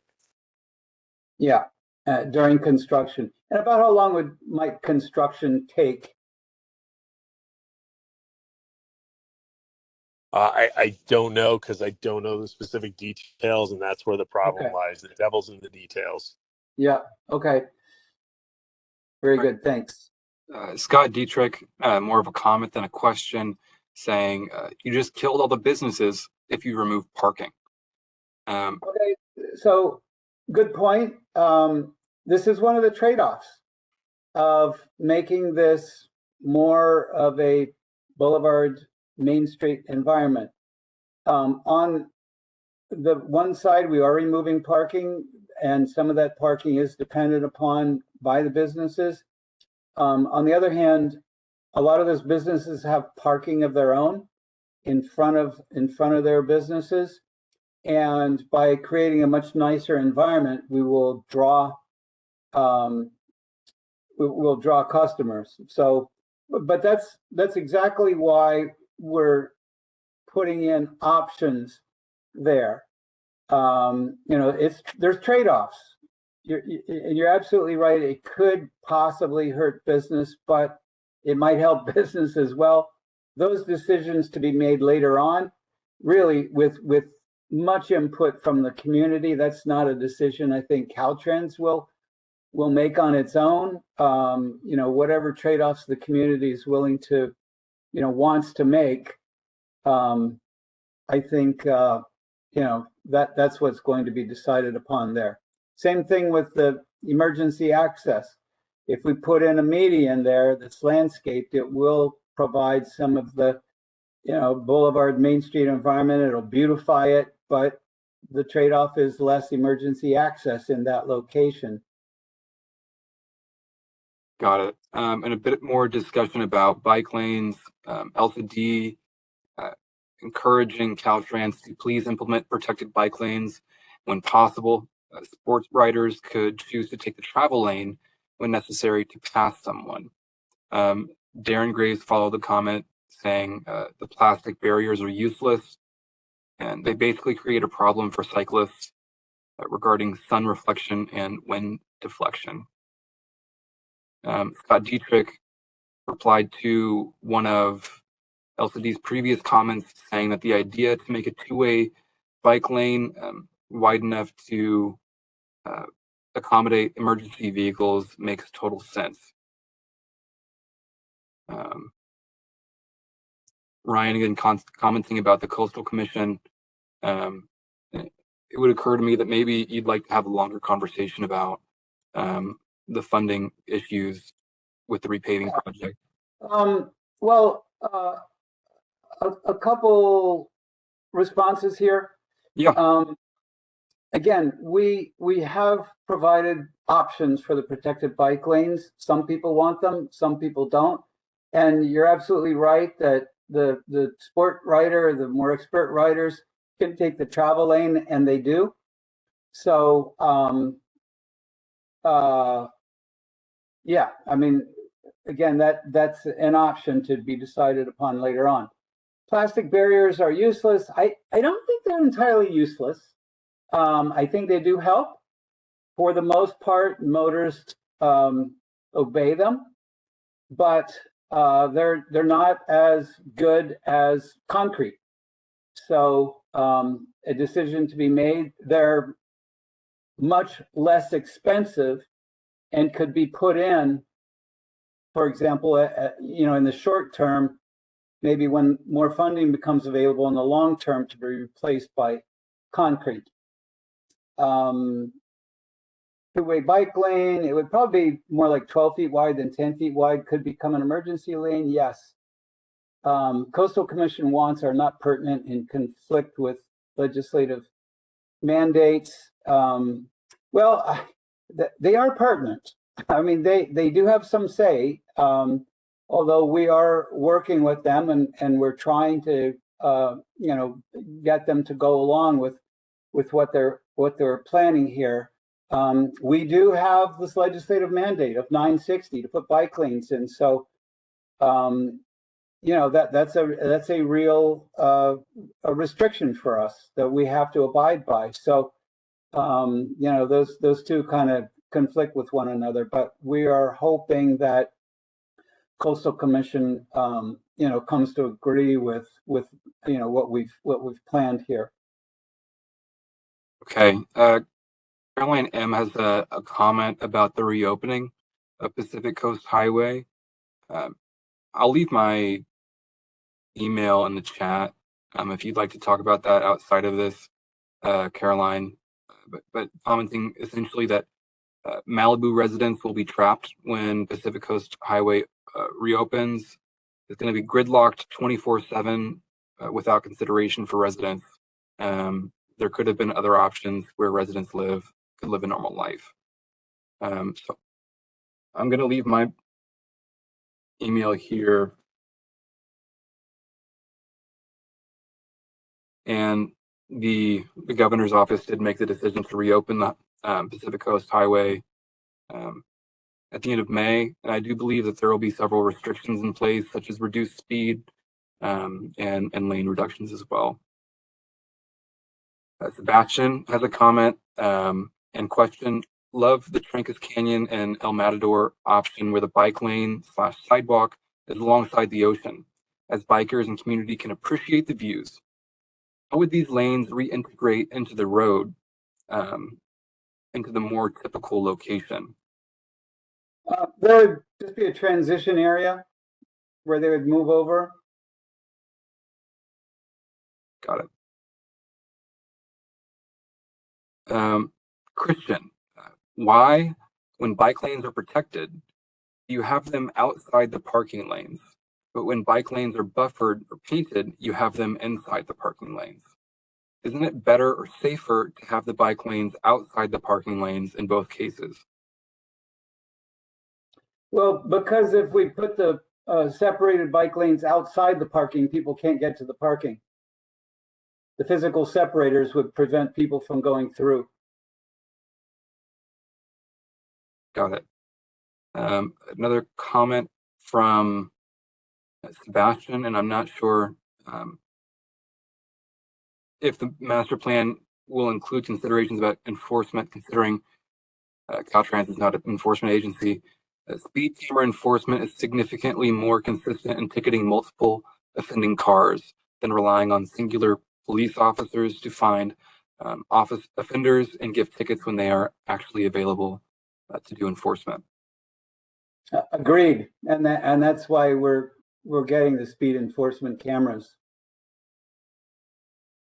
Peter James, are there any concepts to extend the Marvin Broad Beach bike path and connect to new bike lanes you are proposing so that Santa Monica and the South Bay are further connected to create a regional bikeway? We haven't gotten there yet. So the Marvin Browdy beach bike path ends at Temescal Canyon. So there's this gap between Temescal and the Malibu city limits. When we begin our study, which again will be in just a couple months, of the segment between McClure Tunnel and the city limits of Malibu, then we'll take a look at that. But that would be one thing we would definitely consider as we're looking at that plan. All right. Darren Graves says, very informative presentation. Thank you. You're Thanks. welcome. From Ryan, Malibu residents will not fund Caltrans projects on PCH. That would be a never-ending gift of public funds from one taxing authority to another. Well, we're going to have to fund this one way or the other. And I know that the people in Malibu would like to see this done sooner rather than later. And by having property taxes increased, at benefit assessment districts established, something like that, it's one option that they have to get this fund quicker. And I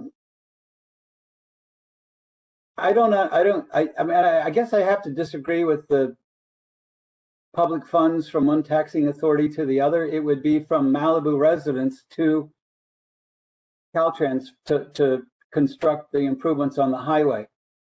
And it would save other state funds and federal funds for other projects. Got it. And Brandon M has another question about that regional bikeway sort of initiative idea. Is it possible to make the underground tunnel at Chautauqua accessible to bikes in order to connect the beach, Marvin Broad, the bike path with infrastructure on PCH? That's outside this study, but that's the kind of thing, again, we'll be looking at when we go to that study. Got it. I know, by the way, one thing that is being looked at by some of the other folks that are working on the CalPM projects is a signalized pedestrian crossing at Entrada. Because that tunnel it's not only not bicycle accessible, it's not ADA accessible for people in wheelchairs. So that, partly responds to this. Got it. I've got another comment from Ryan. And I think this is again touching on funding, local control, and other similar issues, kind of policy oriented, and that may be out of the sort of purview of this discussion. He says the city is not responsible for Caltrans' misguided urban planning experiments with unproven traffic disincentives and concepts that increase side swipes between lanes and opposing traffic to center two-way left turn, U-turn lanes. Yeah, I guess it's fair to hold that opinion sure. that the I'm city's not not sure responsible. what disincentives this refers to. I don't believe we've proposed anything that will increase side swipes. And I do believe that the tools we've proposed here and the solutions we've proposed here will make some significant improvements in safety. So from Scott Dietrich. And let's see, opposing traffic to center two-way left turn lane. Yeah, I'm not sure what that refers to. Scott Dietrich, the Nation Park idea of one lane and shuttles will, of course, end Malibu as a residential community, preventing those who actually work or need access to Santa Monica medical facilities or travel downtown, and you want us to pay for it. It's crazy. Again, it's an option we're putting on the table for people. The national park like option was a concept that treats the area more like a national park. In some national parks like Denali and Zion, there are parts of the parks that you can only get to by shuttle. And,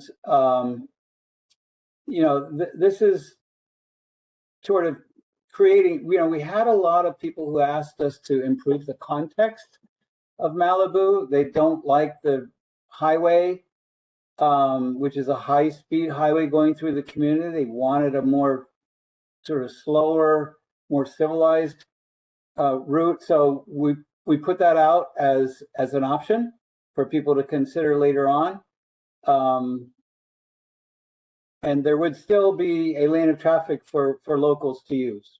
So, and conceivably with better bus service. So there might be transit options for people in Malibu to use as well. But again, a decision to be made with large input from the community later on. Yes, and speaking of input, Darren G and Caroline M happen to concur with that comment.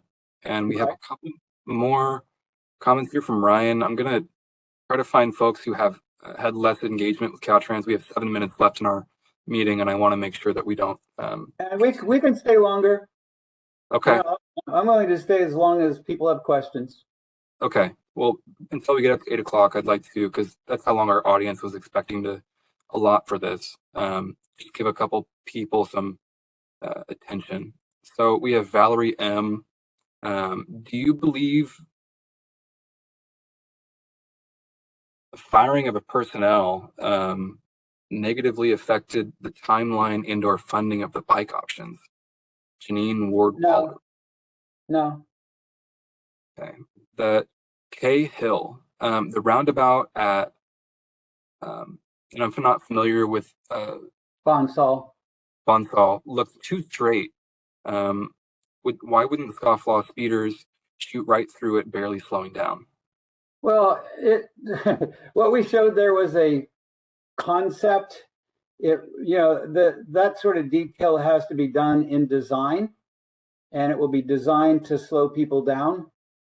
It won't look exactly like what that artist rendering showed. It's going to be a design that has splitter islands and on the approaches and really works to slow people down. Got it. Georgia G. Narrowing the road to one lane each way could seriously interfere with evacuation in a disaster. And that might be referring to. Yeah, well, certainly in one option, the buffered bike lane option, there'll be plenty of space out there. It's not as though we're taking a lot of space out. And during a disaster, there's a good, I doubt if people are going to be using the angled parking, so there'll be that space as well. Got it. Carl Randall says, the vast majority of the burned homes will rebuild with 2 or 4 car garages that did not exist prior.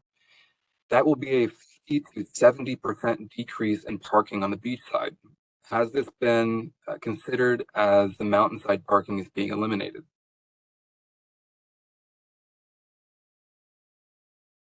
No, that hasn't been considered.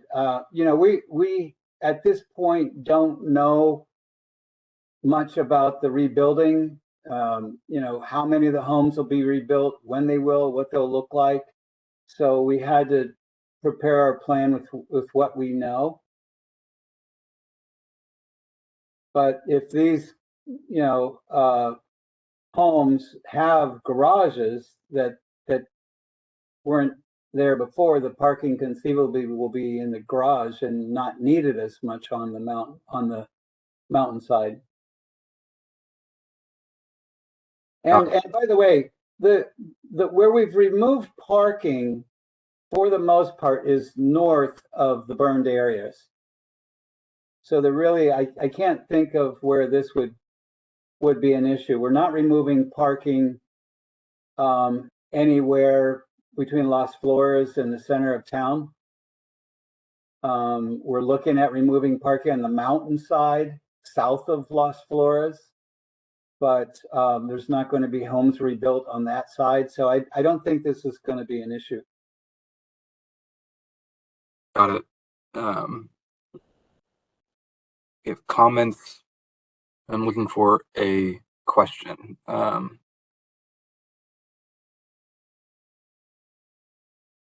Scott Dietrich, did you study the number of bikes, both daily and weekends, now using Pacific Coast Highway compared to the 46,000 cars and trucks? No, we didn't. And what we're trying to do here is make it more appealing to people who today don't feel safe riding there. So it's hard to know exactly how many more people we'll get, but we want to at least accommodate a broader cross-section of people. Right, and I believe this question is sort of getting at there's more cars than there are bikes, but there is a legislative mandate to install the bike lanes, correct? Yes. From Brandon M, where can we access the results from the Pacific Coast Highway Master Plan Feasibility Study Round 2 survey? And I believe the answer to that question is on the website, correct? On the project website? Yes, on this website. Okay. George G, an intersection in which everyone walks at the same time could increase safety at a busy intersection. For example, Cross Creek and Pacific Coast Highway. Traffic would completely stop, and it would allow, and it would signal motorists to motorists on Pacific Coast Highway that they were entering a city. Intersection at the same time could increase safety at a busy intersection. Yeah, I mean, we're looking to make sure that we've added a number of pedestrian crossings and have improved those pedestrian crossings, and yeah, I agree that it would force traffic to completely stop and do, as you say, signal to people that they're entering a new city, that they're entering a city. Got it. Scott Mickelbus, is that a Caltrans personnel? No. Buffered bike lanes can serve as additional roadway in emergency situations. Protected lanes are not available to drivers to pull aside to allow for fire and ambulances to get through. Two-way bike paths are dangerous to cyclists due to people not staying in the correct side of the lane, pedestrians standing in them, obstructions that can't be navigated around, etc. See Ocean Boulevard in Santa Monica for all of these issues. I agree with the point about the emergency situations and the protected bike lanes not being available for drivers to pull over. That's true. Two-way bike paths are dangerous to cyclists due to people not standing in the correct side of the lane, pedestrians. I think, again, it comes down to how wide these are to make a difference. Yeah, there are conflicts between bicyclists, but I do believe that a two-way protected bike lane would be significantly better than what's out there today. But, this is the kind of thing that would be taken into account as decisions are being made. So thanks for the comment. Got it. And it is 8 o'clock, but at the very least, I'd like to get in this last question. It was asked. Yeah, and like I said, I think I'll stay. I mean, as long as people want to ask questions, I will stay. Got There's it. no hurry to get out. So from Janet and Peter Folk, this presentation focuses solely on what is happening above ground. Pacific Coast Highway is on a geological fragile area that could be impacted by the work and road changes. What is Caltrans doing to protect the fragile ground upon which a Pacific Coast Highway is built? The geological issues will be addressed during the environmental stage. And this is just, we're at a very early conceptual planning stage. But if there are any geological issues, they will be addressed at that, like I said, during the environmental stage. Got it. And we just wanted to point out for those who do want to leave at 8 o'clock that we've got another virtual meeting that will be essentially identical to this one on May 12th in the afternoon from 1 to 3. Okay. Caroline M. Wondering who she can speak to or who they can speak to about the reopening of Pacific Coast Highway. You can contact Caltrans Division of External Affairs, of which I'm a part. My email is nathan.bass@dot.ca.gov.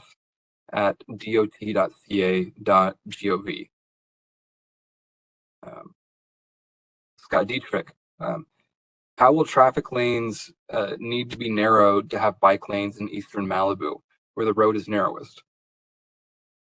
Or how much will traffic lanes need to be narrowed in eastern Malibu for bike lanes? We would narrow them down to 10 feet 6 inches where we need to. That would be sort of the width that we'd like to come down to. And if we can, do that, we can accommodate bike lanes and bike lanes that are wide enough for buffers. Okay. Hay Hill, disagreeing or at least drawing issue to the comment about trade-offs, that killing businesses on a boulevard. Can I kind of follow? I'm trying to follow the chat myself so I can read the questions as you're reading them. Where are we? We're at 7:40 p.m. Okay. Hay Hill. Yeah. Killing businesses on a boulevard is a trade-off. 99% of customers won't be drawn to a business due to the presence of bike lanes.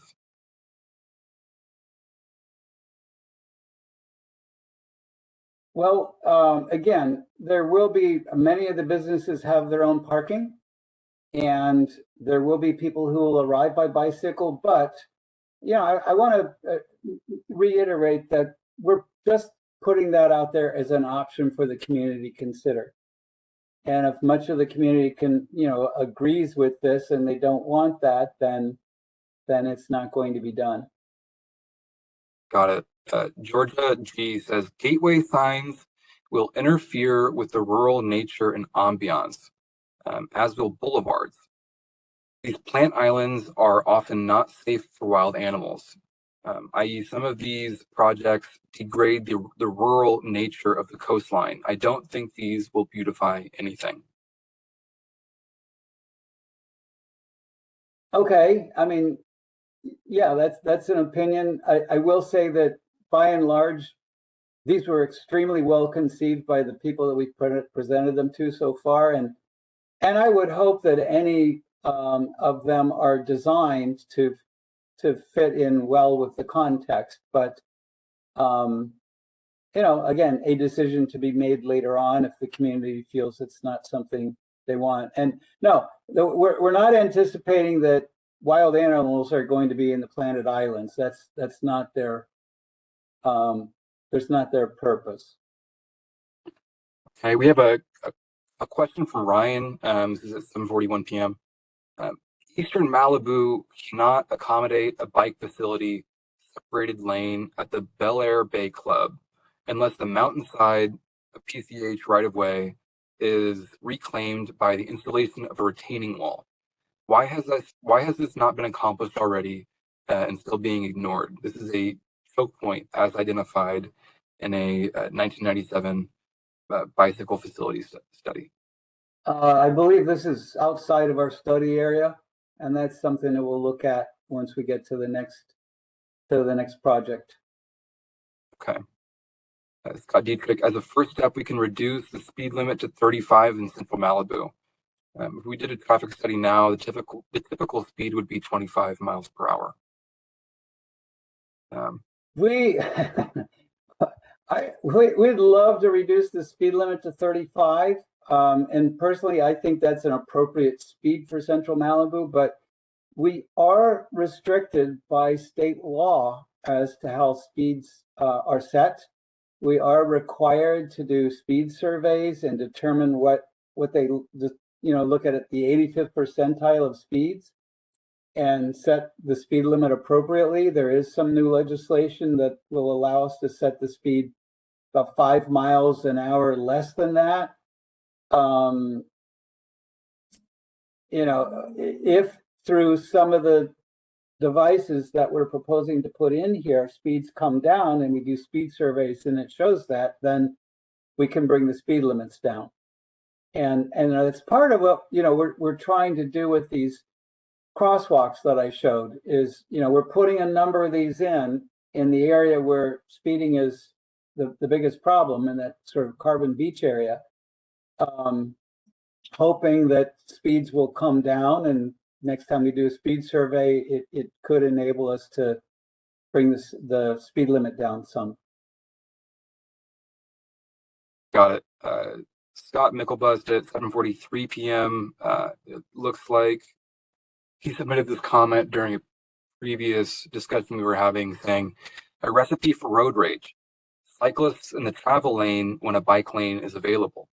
Suggesting that this is a good option for faster cyclists, avoiding a protected lane is not a good one. Okay. Point taken. Okay, reading Ryan's comment here.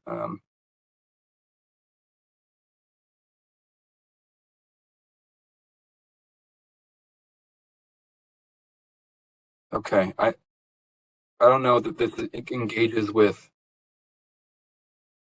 the subject matter of this presentation. Again, speaking about the 1997 Pacific Coast Highway Bicycle Facility Study. Yeah, okay. Georgia G, increasing property taxes for residents of the burn area should not be done. In fact, they will be temporarily decreased per the assessor. And I think this is a political question. Well, and any increase in property taxes would have to be voted on by the property owners. Okay. It'd be something where they decide that, if they want to, get the improvements made quicker, it's just an option for them. Okay, and you'll let me know if this is outside of the project area. Pacific Coast Highway, this is Ryan at 7:51 p.m. Pacific Coast Highway had narrow lanes in eastern Malibu prior to 2000, and speeds there were not lower than in areas with wider lanes, i.e. north of Carbon Canyon Road. I think this is disputing the claim that narrower lanes can induce slower speeds.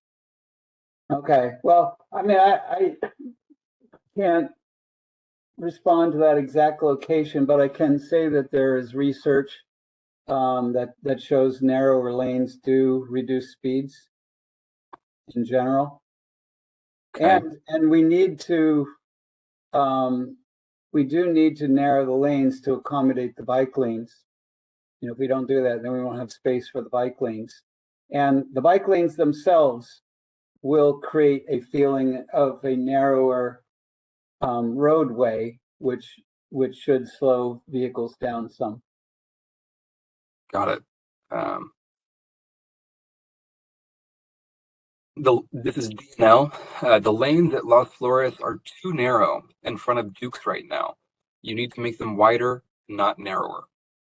Again, if we don't make them narrow, we won't be able to fit the bike lanes in. And if we widen them, people will go faster.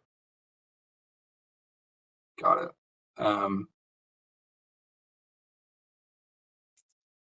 I'm going to call on Cahill, passing a couple questions by Ryan. I really want to be fair to other participants in this call. Cahill at 7:57 p.m. Are there plans to put bike lanes on other high-speed state highways like Pacific Coast Highway?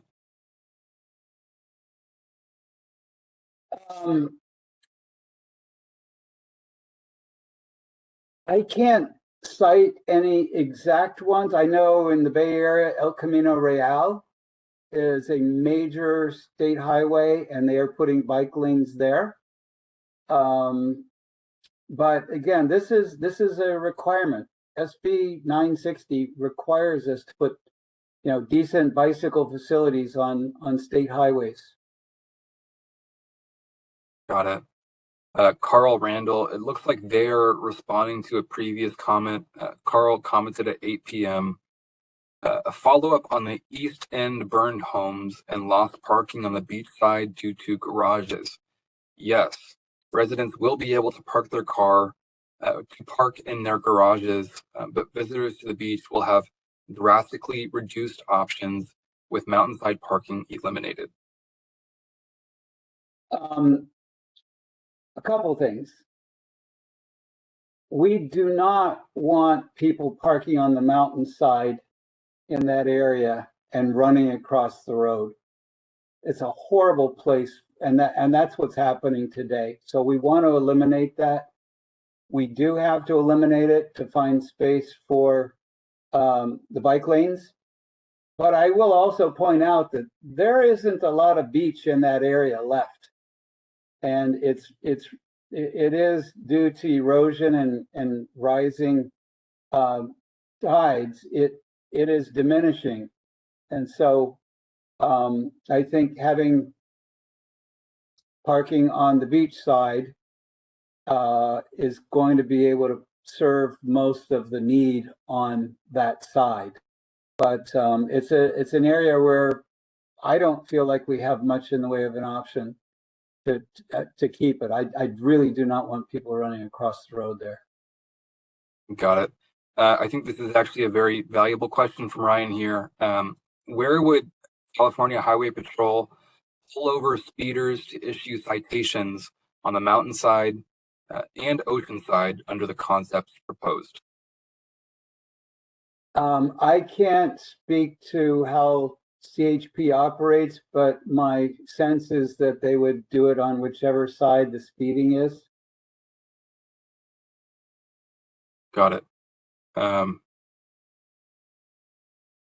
Scott Dietrich commenting at 8:04 p.m. Just want to check when the most recent comment was. I think that we should probably cut them off for new questions. It's okay, Nathan. I really want to answer questions if people have them. I'll stay as long as they're asking questions. All right, got it. From Scott Dietrich, hi Ryan. How wide are traffic lanes now in Eastern Malibu? Also, at the last public meeting in Malibu I attended, I asked you and you said you would do a study of the number of bikes using Pacific Coast Highway. The lanes, we measured the whole length of the highway in Malibu, and we didn't measure the lane width, but I'm pretty sure that they're around 12 feet, most of them. And I don't know that, I'm sorry, I can't remember promising that we were going to do a study on the number of bikes using PCH there. Yeah, it was just a bit out of our scope. And I'm not sure that it would have changed one way or the other our conclusions. You know, we're limited by space more than the number of bikes out there. We do know that there are bikes out there, and we know that there's demand for bike lanes, and so we're trying to fit in the best bike lanes we can, given the space that's out there. Got it. So Sharon commenting, I greatly appreciate these changes in order to slow traffic in a small town instead of continue highway speeds through a neighborhood. Are traffic speed signs actually going to coincide with much slower speeds, such as 30 or 40 miles per hour maximum? Again, I truly appreciate these changes. And another comment from the same person, please fund this with state funds, which large property taxes in Malibu have already funded, no doubt. So will the signs? Yeah, again, as I mentioned earlier, we have to follow the 85th percentile rule in setting our speed limits. And if we can reduce speeds through some of these improvements that we proposed, we will bring down the speed limits, and the signing will reflect whatever speed limits we have. And then please fund with state funds. Again, decisions on the funding will come at a later date, to be decided to a large degree by the city. One of the challenges that we're going to have in Malibu is that a good chunk of the state funds are prioritized for disadvantaged communities, which Malibu is not. So I know that people want to fund this and get it constructed as soon as possible.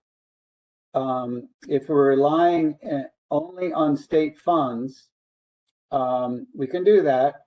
And they don't generally come from property taxes. They come from gasoline sales tax revenue more than anywhere.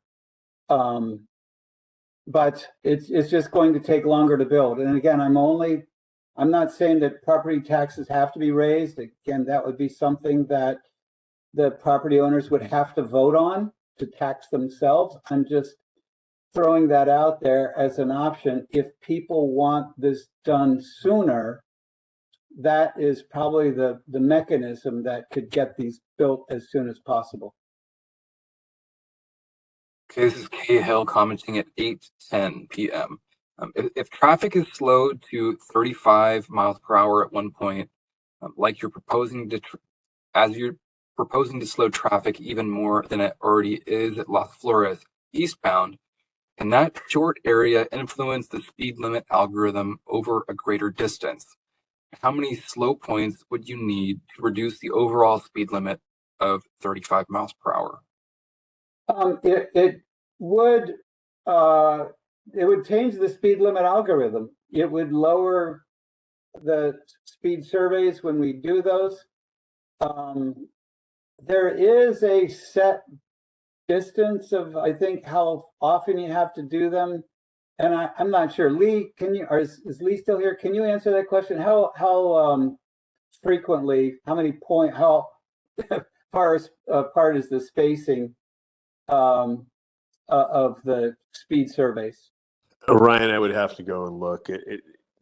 I have not seen a minimum distance, but we do have requirements of being clear of influence from traffic signals and other things to where traffic can get up to where it's moving freely from other interference. So those are the requirements we work against. I think we have to be a minimum of a quarter of a mile from a signal. I'd have to go back and look at the specific rules. I don't have. All right.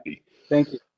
And just so folks know, 85th percentile, we take 100 samples during a period. We typically do it in off-peak, so that would typically be between about 9 a.m. and 2 p.m. or 10 a.m. and 3 p.m., depending upon what the midday off-peak period is like. And we did do some prior ones back in November 2023, and speeds would have gone up if we had pursued doing a full-blown speed study, because we had too many drivers still speeding well over the speed limit. Okay, we have a question from Scott Dietrich. This is at 8:16 p.m. I've done a count on the number of bikes during a typical weekday. It looked to be about 20 during daylight hours. Obviously, many more on weekends. And nearly all of these are recreational riders. Yeah, I would anticipate that. Because of what's out there today, the only people riding are the recreational riders, the more confident riders, the club riders, and so forth. Most people do not feel safe riding out there as the highway is today. And we're trying to make it so a broader cross section of people feel safe riding out there. Got it. This is a question from Ryan. Explain how vehicle to highway interactive systems do not exacerbate socioeconomic exclusion. I'm not sure why they would. I mean, I think you're thinking about the V2X. One of the nice things about that is it works with all the vehicles that are out there, and it doesn't know who it is. I mean, it's just a system that would communicate with all vehicles. If it's for example, if it's the speed cameras that are going out there real soon, whatever vehicle is speeding out there is going to get ticketed. So, and the same thing with whatever V2X communication equipment is put out there. It would affect all vehicles the same. Got it. Cahill, she says this is a statement. Virtually all Malibu residents do not want you to build much of anything. We just want the speed limit lowered to 35 miles per hour. However, you can wrangle with the algorithm to do that. Slower speeds would make it safer for bikes at the same time. Keep it simple. Okay, so we conducted 2 different surveys, and we asked the question, and we were talking about changes to the roadway. And one of the options was, I want to see the road remain the same as it is today. In every single one of our surveys, that came in dead last. So people do want to see changes out there. And if we don't make changes out there, the speeds are not going to change. We do need to do some things to bring speeds down. And again, we do have these legal requirements to add sidewalks where they don't exist and to add bike lanes. So, we're kind of in that situation where we can't change the algorithm. I mean, it's there, and by adding the features that we're doing, we hope to bring speeds down some.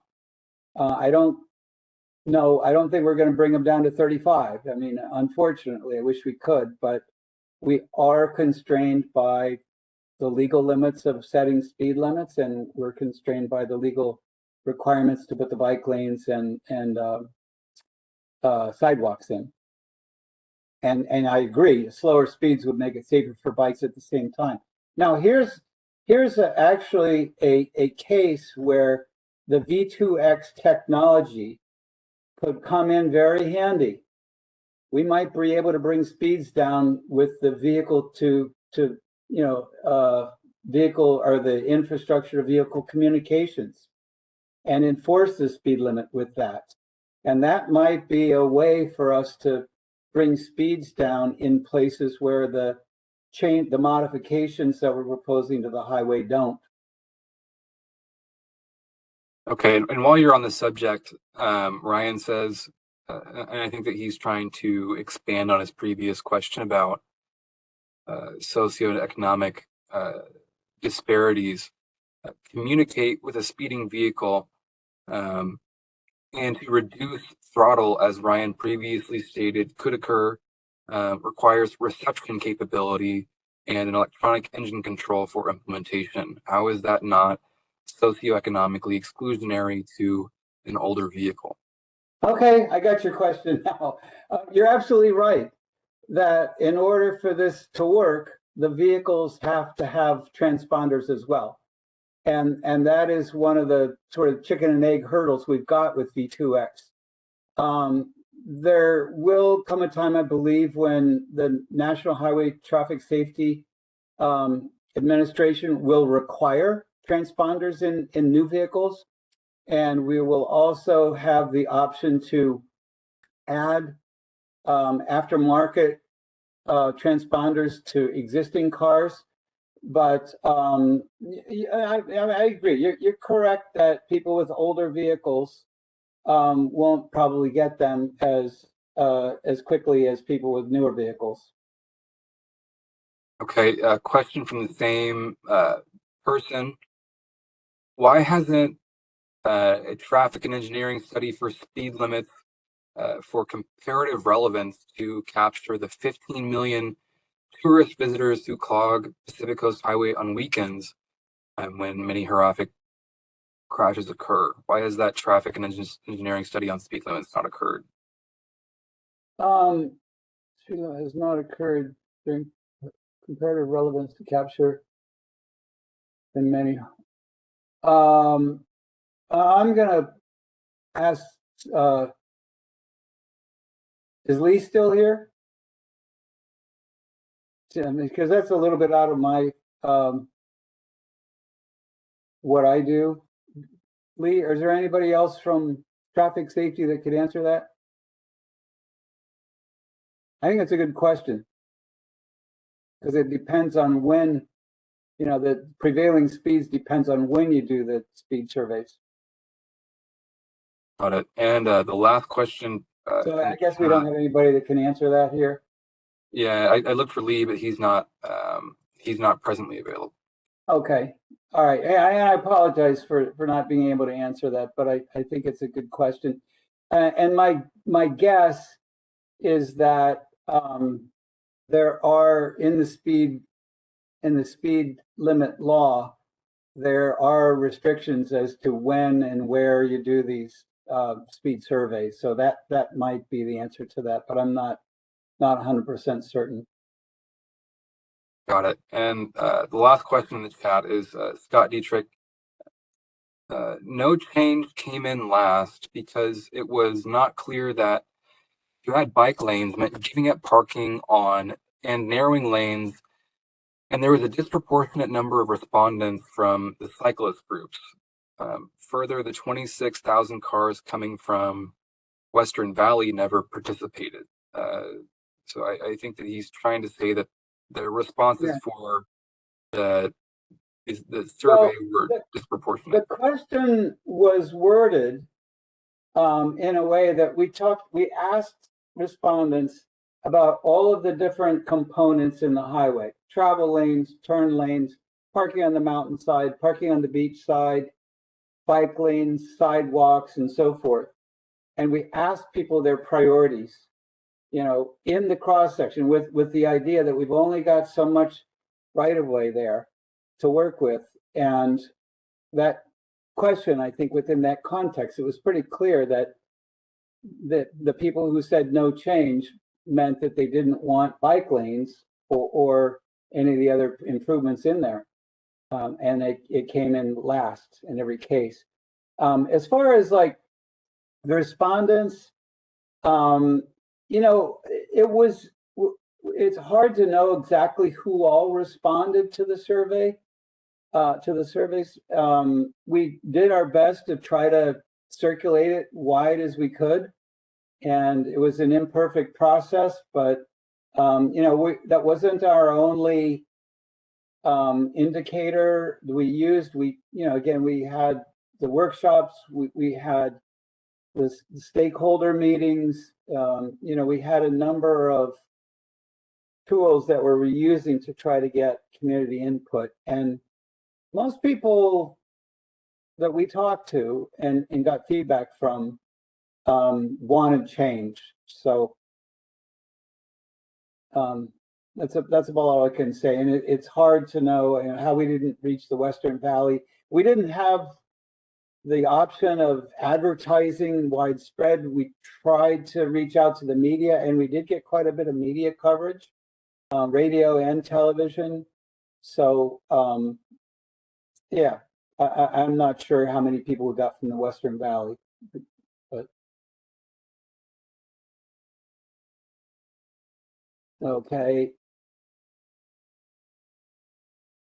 Okay, we have one more question from Ryan saying that Weekend Traffic is indigenous, or here's a comment.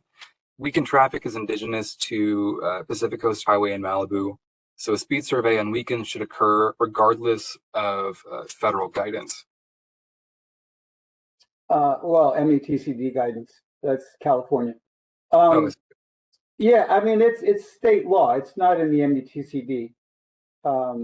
So we just have to follow whatever guidelines are in there. And by the way, there are some of us who would like to see those guidelines in state law changed, but we have to do what's there now.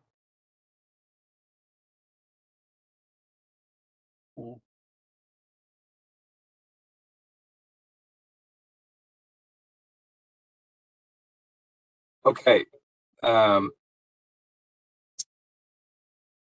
And I think that we have a couple more comments that are related to previous questions or comments, but out of respect for everybody's time, I think that we should probably call the meeting, given that we have another one coming up soon, and there are methods through which you can contact us, both the PCH Master Plan website, comment forms, the email address, and also the email address provided for the Repave PCH projects.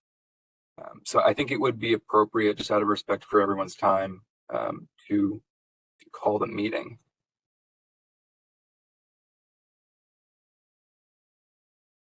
Very good. Well, everybody, thanks for coming and providing your comments and questions.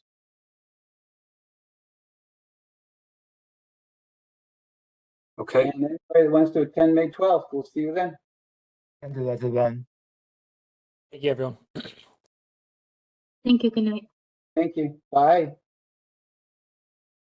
Hi, everyone.